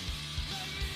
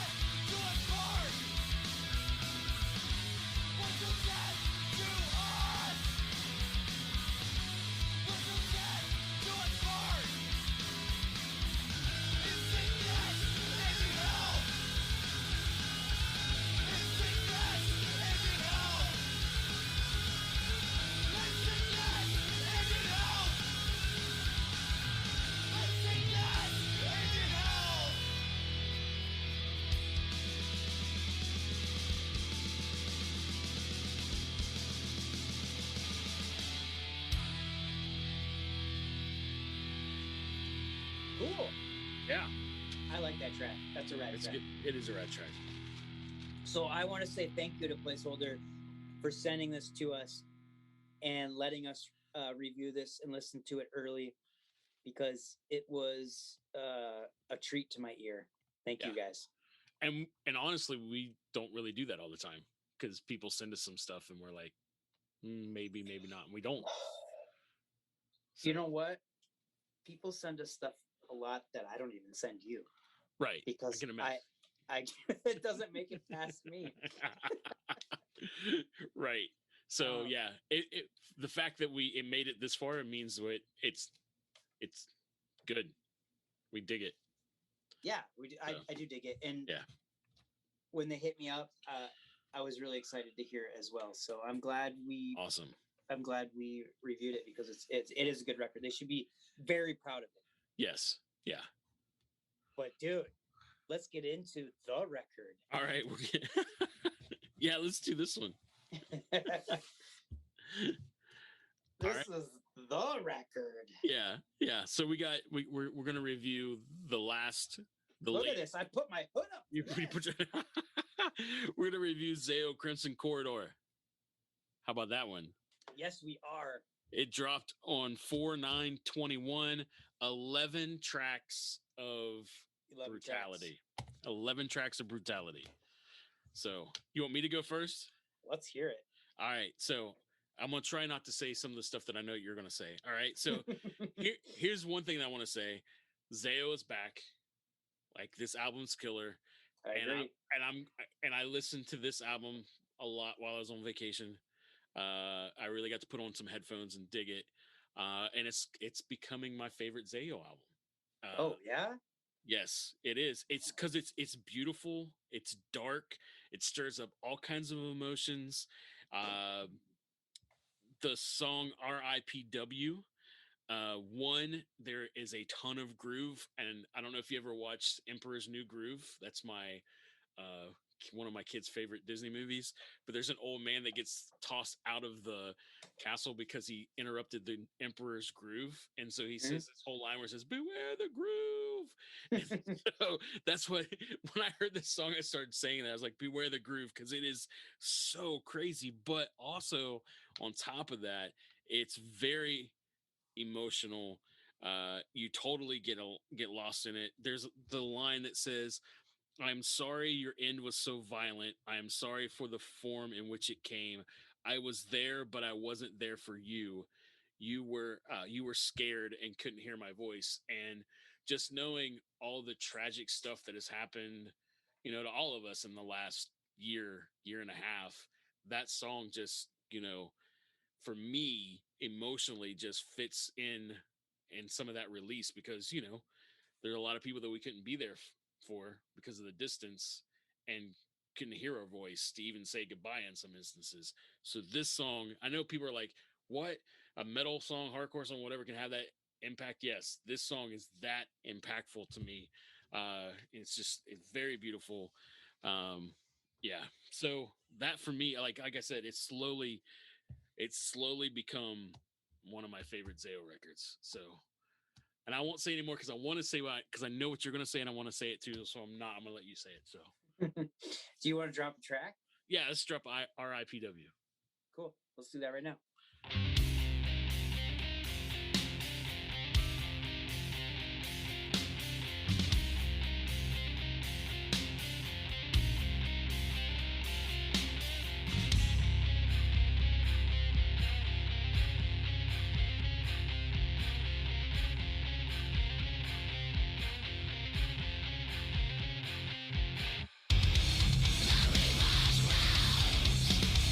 Which round upon me?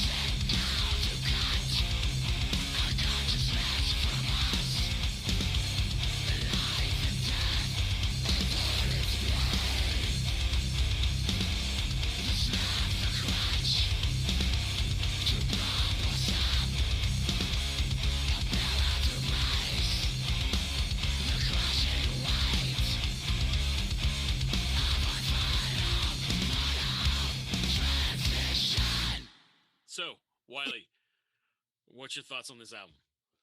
Well, because you asked, I love this album. Period. All done. Okay. No. All right.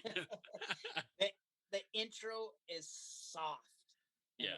well, you know what? Back up. Okay. So you sent me this album and you told me about this album. Right. And I think I said, yeah, I gave up on ZAO. Like, right.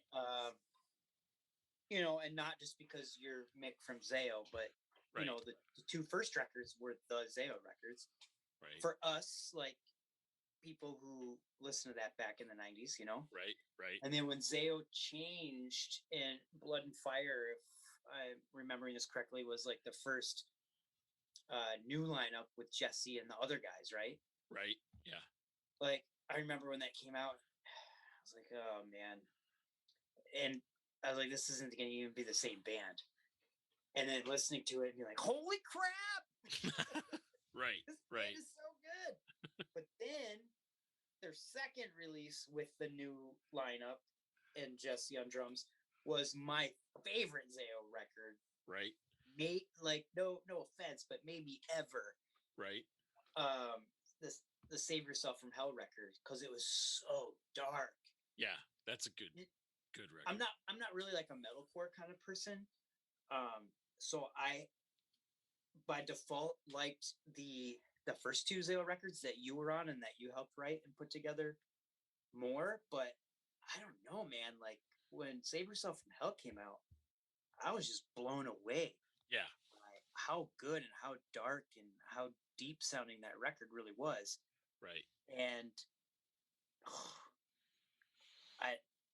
I don't think, in my opinion, I don't think ZAO ever topped that record until maybe this one. Until this one, yeah.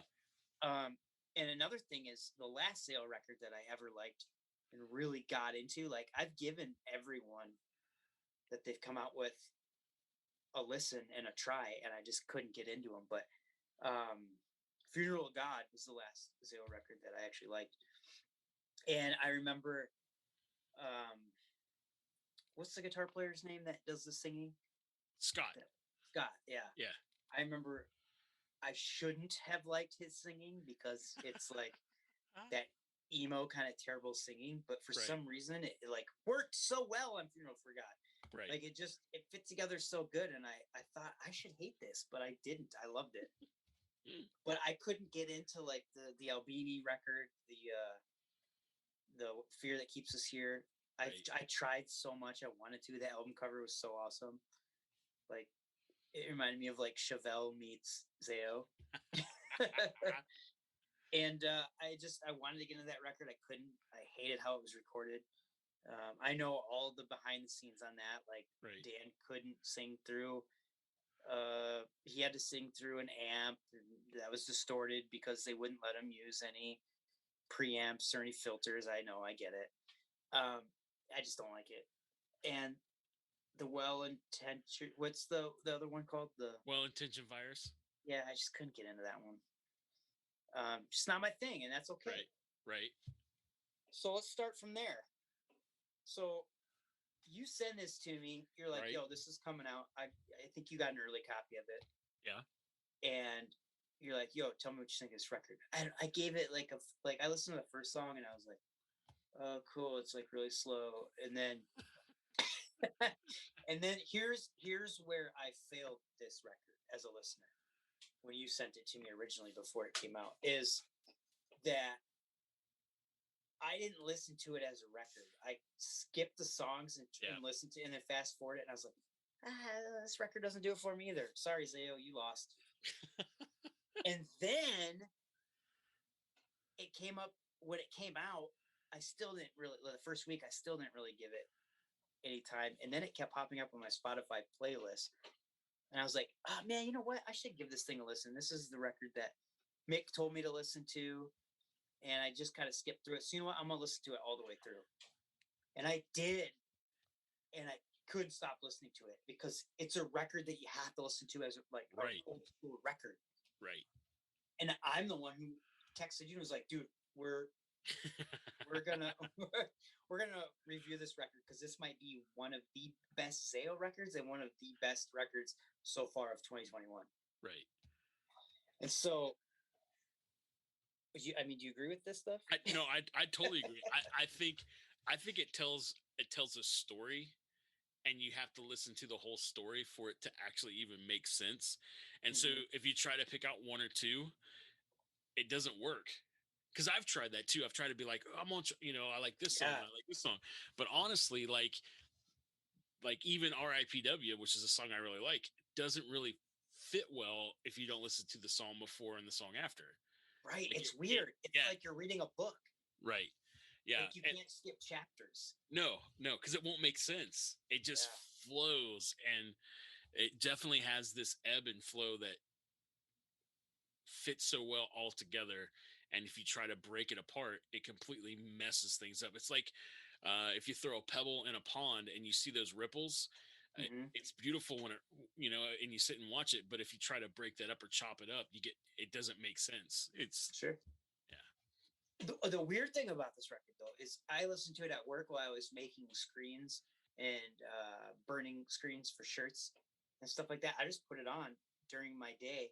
I usually listen to podcasts. I usually listen to, whatever. And I just kept listening to it over and over. And I couldn't believe when I looked at how long this record was. It's 57 minutes. Right. Yeah. And it doesn't feel like 57 minutes. That's the crazy thing. No. Like I think there's a 12-minute song somewhere on there too. I think it. near the end, and it doesn't feel like there's a 12-minute song. It's crazy. Yeah. You get lost in it. Like there's times I've listened to it, and then it'll be, and I'm thinking I'm still on like track 2 or 3 when really I'm at the end of the album. Like it flew by that fast because it all like just, I don't know. It's like I said, it just tells this dark emotional story.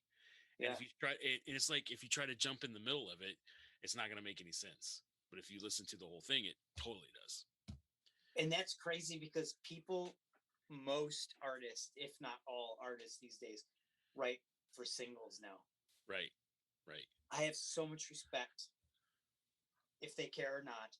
I have so much respect for ZAO for writing this record as a record. And anyone hearing this review and likes ZAO or digs that style of music, you need to give this a listen. Yeah. Like as a whole record. Yeah. Please if you have an hour to spare, if you're mowing the lawn, if you're working and you're privileged enough to listen to music at your work, or you're going for a run, but make sure you have an hour. Don't break this up. Like, don't listen to this record 20 minutes here, 20 minutes there. You know what I mean? Like, actually sit down with this record when you find an hour. And I know that sounds crazy today because no one seems like they have an hour to spare all the way through, but do that and you will have an amazing trip. Yeah. You'll be going on this crazy trip with this band, and they'll take you on this trip and you won't regret it. No, and I suggest trying to find a way to either listen to it on headphones or some sort of decent stereo that you can turn up, because you start hearing all kinds of crazy things. Like in Ship of Theseus, the guitar work in it, and then there's these pans back and forth that are like, if you're just listening to it on your phone or you're listening to it in your car, you might not quite hear that. But man, when you put in headphones or listen to sit somewhere and actually listen, you can hear all that. And then if you've, reading some of the stuff in the message boards and stuff like that, that Jeff, the drummer, have talked about, like they've put all kinds of other stuff in this album. Like he hasn't said who it is, but there's some decrypted, like something from some album they took and put in here, and they messed with it enough to where you couldn't tell what it was. Wait, like a different album? Well, somebody else's. I think they did. I can't quite remember the whole thing, but they took something from an album that they like. I can't remember the artist, and they mess with it enough to where, you can't recognize it so they don't get in trouble. But they put it in one of the songs, and he won't say, they won't say which one it is. They kind of like want people to figure it out. That's cool. So, you sit there and listen to this stuff, and there's all kinds of crazy stuff in there. So, yeah, the studio work on this album is unreal too. So I like Creator Destroyer. That's my yeah. That's I love how slow, sluggish, sludgy it is. Again, though, like you kind of have, it's hard to pick a song as a single, like we talked about. So it's hard to just like drop one song. Right. I don't know, but I really like when it kicks in at the 305 mark. Is there a way that we can play it from there? Yeah, totally. Let's play, because to me, like, this album's not written as songs, it's written as like a piece of music, like a whole piece of music. So I think if we just take it from 305, it doesn't matter, because it changes, it's so different. Right. So let's play it from the 305 mark and drop Creator Destroyer. Let's do it now. Boom.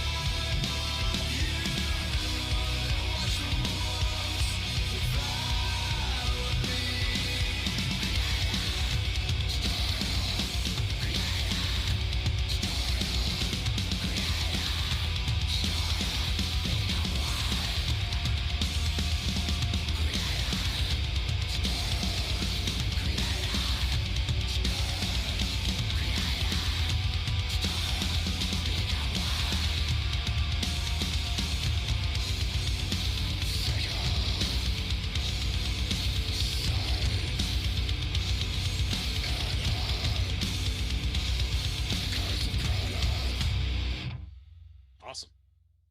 Cool. We're back. We're back. There they were. Yeah. That's it. We're done with this segment. 4 great albums. There you go. Moving on. All right. Fresh Pots!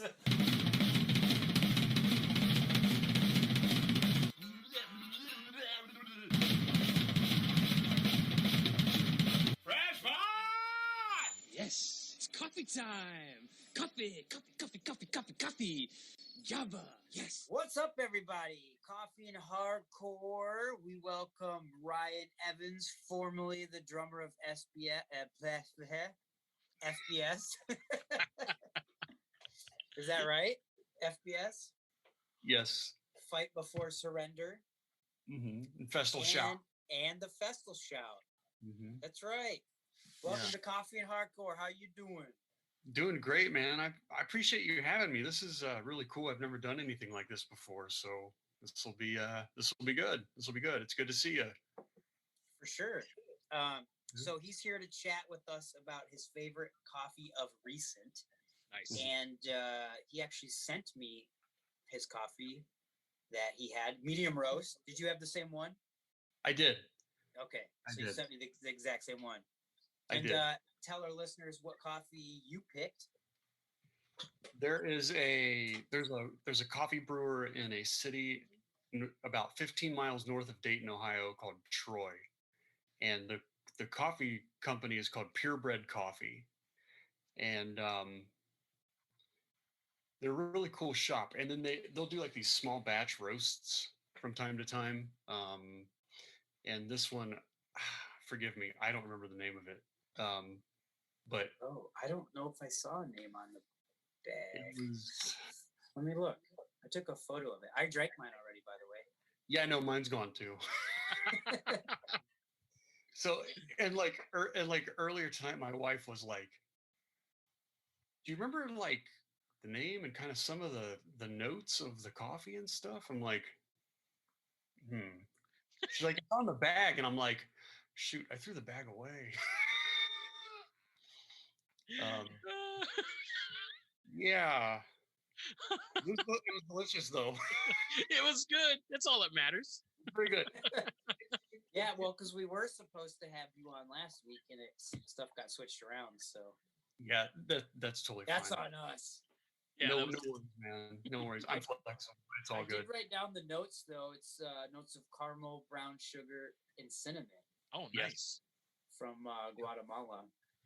I Yeah. couldn't find the picture. Oh, yes, I can. I think this is it.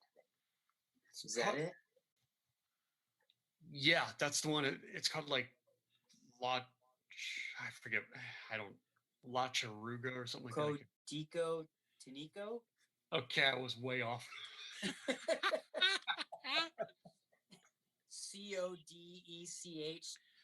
CODECHTINECO. Yes, that's the one. Codeco That's it. Tineco. I Something don't like math and I don't spell. Oh, Kodach Tineco. My wife There it says- is. Yeah, that's it. Okay. Tineco. My wife says Okay. saves the day. Dude, that was kind of weird. So your wife walked behind you, and for some reason, this is gonna sound crazy, but for some reason, I thought I was looking in a mirror, and I was like, "What the?" Like, I thought someone was behind me. I'm so weird. It actually freaked me out for a quick second. I was like, "Shit, Oh, who's man. that behind me?" Oh, that's not me. That's you. Hey, it'd be even weirder if she was at your place and not mine. That would be weird. She's just hanging out, telling us the name of the coffee. No big deal. I found it online too, so Yeah. I've got it right here. So you're gonna put it in you're gonna let people click on it if they need to, Yes. if they want to. Yes. So come on, tell me about this coffee. I really liked it a lot. I mean, there's nothing that Purebred. It's a favorite place of my wife and I used to live in that city. I lived in that city for about 10 years, and they opened up probably within my last 2 years of living there. So I would go there as often as I possibly could. And an added bonus to that was the music store that was right above it. So I would go. So I would go to the coffee shop, and then I would go to the music store where my friends worked and hang out. But no, the coffee's really good. It's medium roast. It's really not heavy. It's really not dark. It's really not intense. It's very smooth. And of course, you pick up on some cinnamon and some brown sugar there. And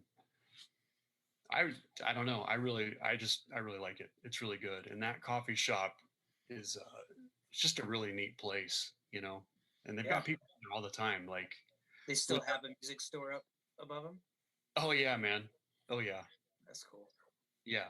It's a neat place. And usually like when I have a friend who lives in Chicago actually, and his wife is from this area, and actually he is too. And whenever he comes to town, we usually meet up at Purebred. So it's good. I'm no coffee expert, so I'm not really sure what all you want me to say about Neither it. are we. We don't know what we're talking about either. We just thought it would be cool. We thought it would be cool to have other people on instead of us jabbermouths talking about coffee and their experiences. Because I was like, how many episodes do people just want to hear from Mick and I about coffee? We don't know what we're talking about either. No, it's good. It's good. I actually I actually just got into drinking coffee probably 2 years ago. Okay. Before that, it was a once in a blue moon thing for me. It was like a once a week, I'd go to this coffee shop to get my Gilmore Girls coffee. Gilmore Girls. Espresso, yeah, mostly, and then mostly cream, sugar, whipped cream, syrup, fill in the blank. Mm-hmm. And but then once I started kind of dating, who's now my wife, like she got me a coffee maker for Christmas a couple years ago, and pretty much created a monster after that. So like I can't do anything. And I'll tell you what, man, just like a couple weeks ago, I stopped drinking coffee after dinner. Yeah. And it's incredible. Like you can actually sleep the whole night. Yeah, I don't drink coffee past 5 ever. I did it tonight for this occasion. Yeah. Did you drink the coffee that you're reviewing? No. What'd you say? Are you drinking the coffee that we're reviewing? And I said no. Yes. Actually, you are? The last of it. Nice. Because I thought you said you drank it all. Yeah, just a little bit ago. You mean you're drinking it all right now? Right. It's gone now. It's it's gone now. I liked it as well. I drank it in about a week. Mm-hmm. Brought it to work. Made it at work too. Yeah, I was really excited about it. It was that first one you sent me was flavored coffee, so that's a big no-no. Yeah, so this was way better. Redemption. Yeah. Yeah, I felt really bad about that too, man. I was like, "Oh, this is gonna be great." You didn't know. Yeah, I didn't, but it's okay. But I'm glad that this one was better for you. And oh yeah, this one is great.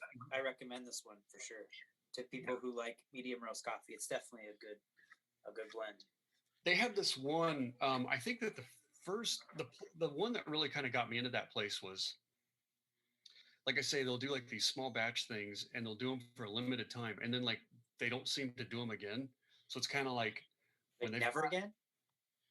I don't know. I've not seen this one that I'm about to tell you about. I don't think I've seen since. It was kind of like one of those things like get it while the getting's good, because it may not come back. But it was called like, it was like a maple bourbon roast. And I mean, I know it's a flavored coffee thing, but it was really good. They used, the syrup they used for it was actually maple syrup that was aged in old bourbon barrels. Oh, wow. Nice. And it was very good. And the cool thing is like, I kind of had to, this coffee company you're talking about? Yeah, Purebred. Purebred. Oh. Yeah. I kind of had to track down where they got that syrup. And it's true. I did. And then like the guy who owns the place, one of the owners, and I, like, we've known each other for a few years now, and we always talk and stuff when I go in there. And he told me where the place was and how to get it. And so I told Amanda, I was like, we should go to that place and see if we can get some of this syrup. Well, here's the deal. Full disclosure. In order to get the syrup, we had to sit through like a whiskey tasting. Oh. Because like the deal was like they gave you this little flight, just little bits here and there. And it got a little bit stronger with each one. And then the very last shot, of course, was that maple syrup. And then, so you couldn't buy anything from the gift shop until you went through that little tasting. So weird. Yeah. It was kind of strange. What if you're like, bro, I don't drink? Then what? But you gotta sit there and watch other people drink. Yeah. I thought it was someone who does. Right. Slip them some money and be like, hey man, just go in there and give me some of this. That's what I'm looking for. That's crazy. It's kind of like that guy from Seinfeld that had the cafe. And if you didn't order things right or do things right, he said, no soup for you. So it's kind of like, no syrup for you. No soup for you. 1 year, you wait. Yes. So you got anything that you want to plug? Like any friends, bands, any other coffee shops, any skate shops, any music shops? Gosh, any cookie factories? Anything? Any Any new what factory? bands? Cookie factories. Oh, Any new bands people should check out? oh man. Oh yeah, I heard you. On the spot, bro. On the spot. Yeah. That's how I do. Jeez. Well, I tell you what. The new Antagonizers ATL album, Kings. Yeah. Excellent. Love it. It's very good. I we had Win on, right? Yeah. I heard that episode and I remember like, oh yeah, I remember hearing that they've got a new one coming out, and so yeah, that's a really good one. Besides that, let's see, what else have I been? I don't know. I've been listening to. I got the Rude Boy soundtrack, which is it's like Rude Boy, the story of Trojan Records. Mm-hmm. I got that soundtrack a couple weeks ago, and I've been listening to that. Classic reggae, mid 60s, late 60s and on. I've not seen the movie. I would like to watch it. It seems really cool. That scene has always kind of intrigued me. But yeah, that one's pretty good. As far as new bands, man, I don't know. Like The Crew. Have you heard The Crew? The song? No, sorry. Did you like how I did no transition there at all? I'm like, dude, have you heard The Crew? No, the Crew. Okay, yeah, this is pretty exciting. The Crew is, let's see, it's Tim and Matt from Rancid. Oh. Fletcher and Byron from Pennywise, and Mike Muir from Suicidal Tendencies on vocals. I have not. Dude, those are 3 great picks. You have some diversity there in music. Yeah, I'm kind of all over the place. I'm the guy that, I'm kind of everywhere with music, man. Like you, yeah. Wait, are you doing a band right now? I am. Is it a secret? I can't really go into a whole lot of detail because it's not like we're in the practice phase. Like we're still in the very beginning. So yeah, I mean, there's definitely something going on, and it's going to be a lot of fun, and it's going to be really great, and really excited about it.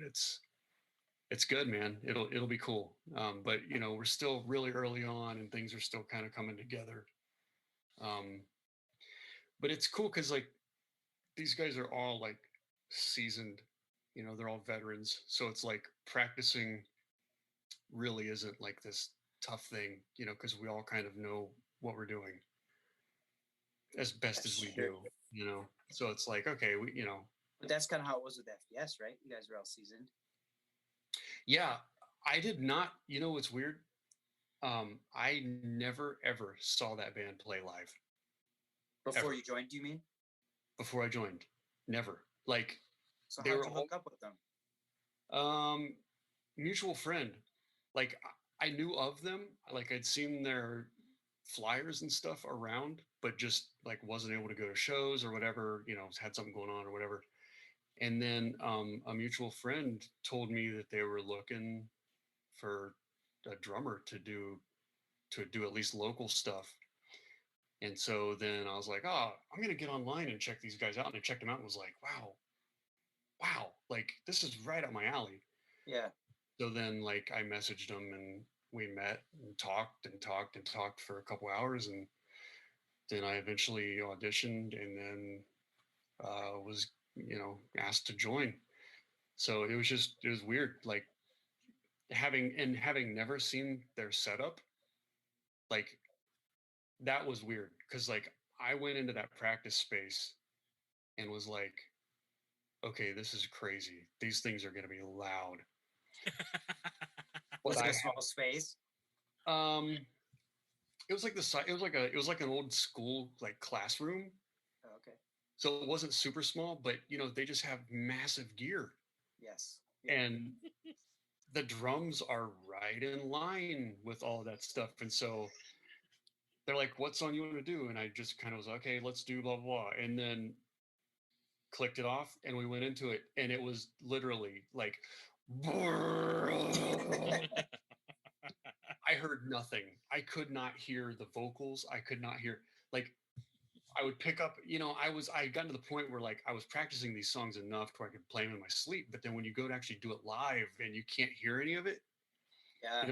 I'm like kind of watching cues of like different guys going up to the mics and thinking, okay, this part of the song now. And it was just, Oh my goodness, that's crazy.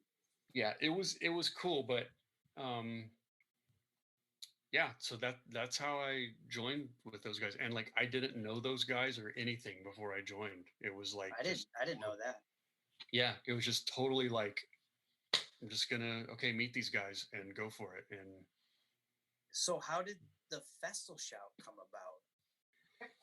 the Festal Shout came about because I love that band, by the way. yeah, man, I appreciate that. That band was great, dude. Like Are you guys putting that to rest? Um, Hiatus? Don't want to talk about it? I'm not really sure. I mean, I don't know. I mean, I think it'd be cool to do it again. I think it'd be cool, but I don't know. I can't. I can't There's speak. so many moving parts with that, right? Yeah, there's a lot there, and that band came about because I think that Justin, the singer, and then Josh from F.B.S. At one point they had this idea of doing Justin from The Last Hope. Yes, right. Yeah, exactly.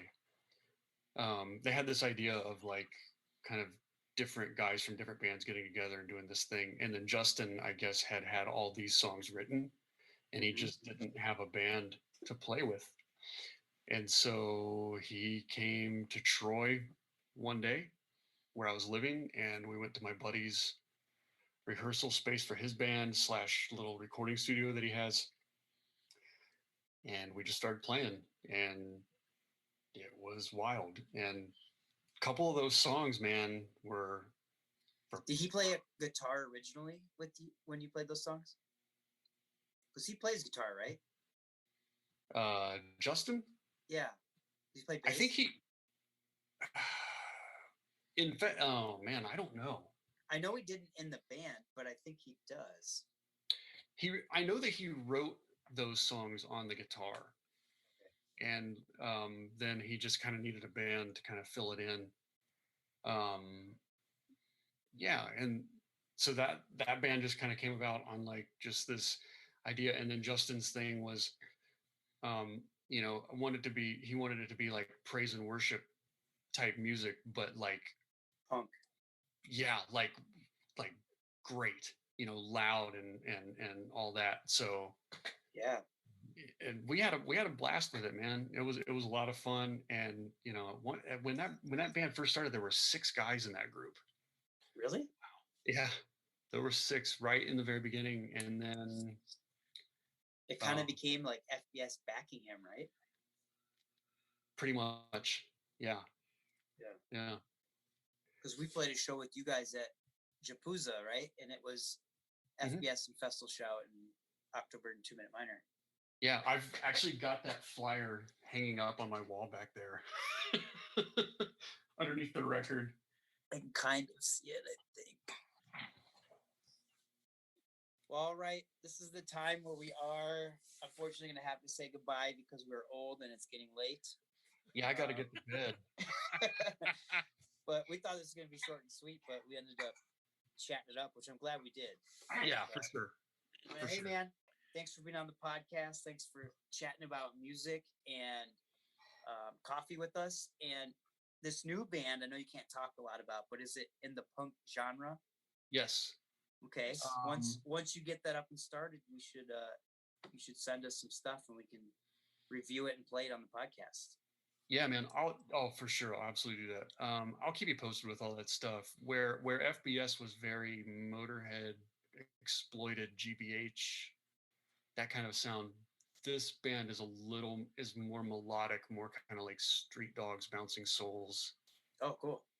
A little more like Oi than cool. Like, I'll dig it. Charged. So yeah, man, I'll be in touch. I appreciate you having me on, man. This was a blast.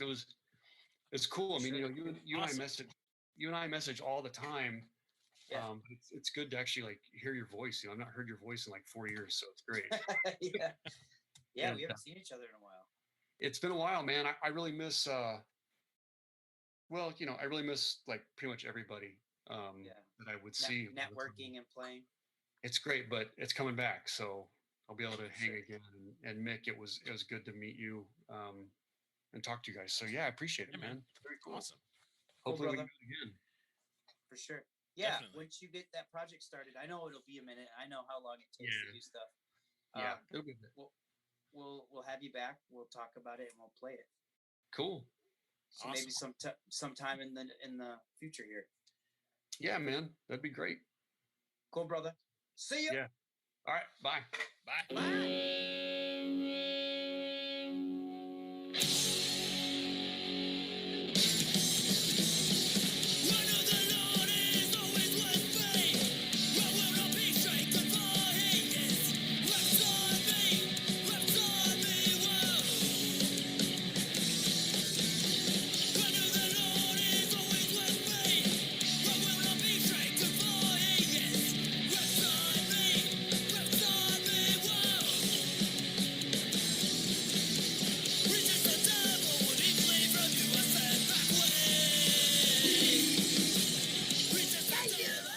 Thanks for hanging in there with us with this episode.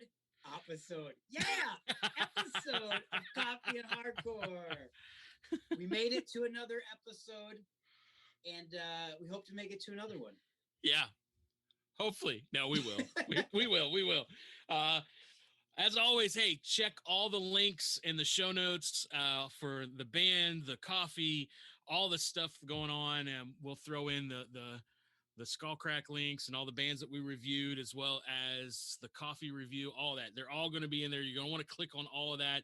And hey, do us a favor, click the follow button on Spotify, like us on the Apple Podcasts, and do the thing that Wiley hates. Leave us a positive review. And more importantly, hey, if you dig the show, share it with your friends. I agree on that. That's right. We all know your grandma likes coffee and hardcore, so share it with your friends and family. You know Grandma rocks out to this. I know She loves it. She loves I know it. Granny loves it. So, hey, this was the show. We so appreciate everyone that checks us out every week or every month. Yeah, month. It could be every week. People could listen to it more than once, you know. Yeah, you could listen to it in segments because we ramble on for a long That's time. true. That's true. But hey, we truly appreciate all your support that you give us. Thanks for checking us out. That's right. We're out. Drop the battle royale.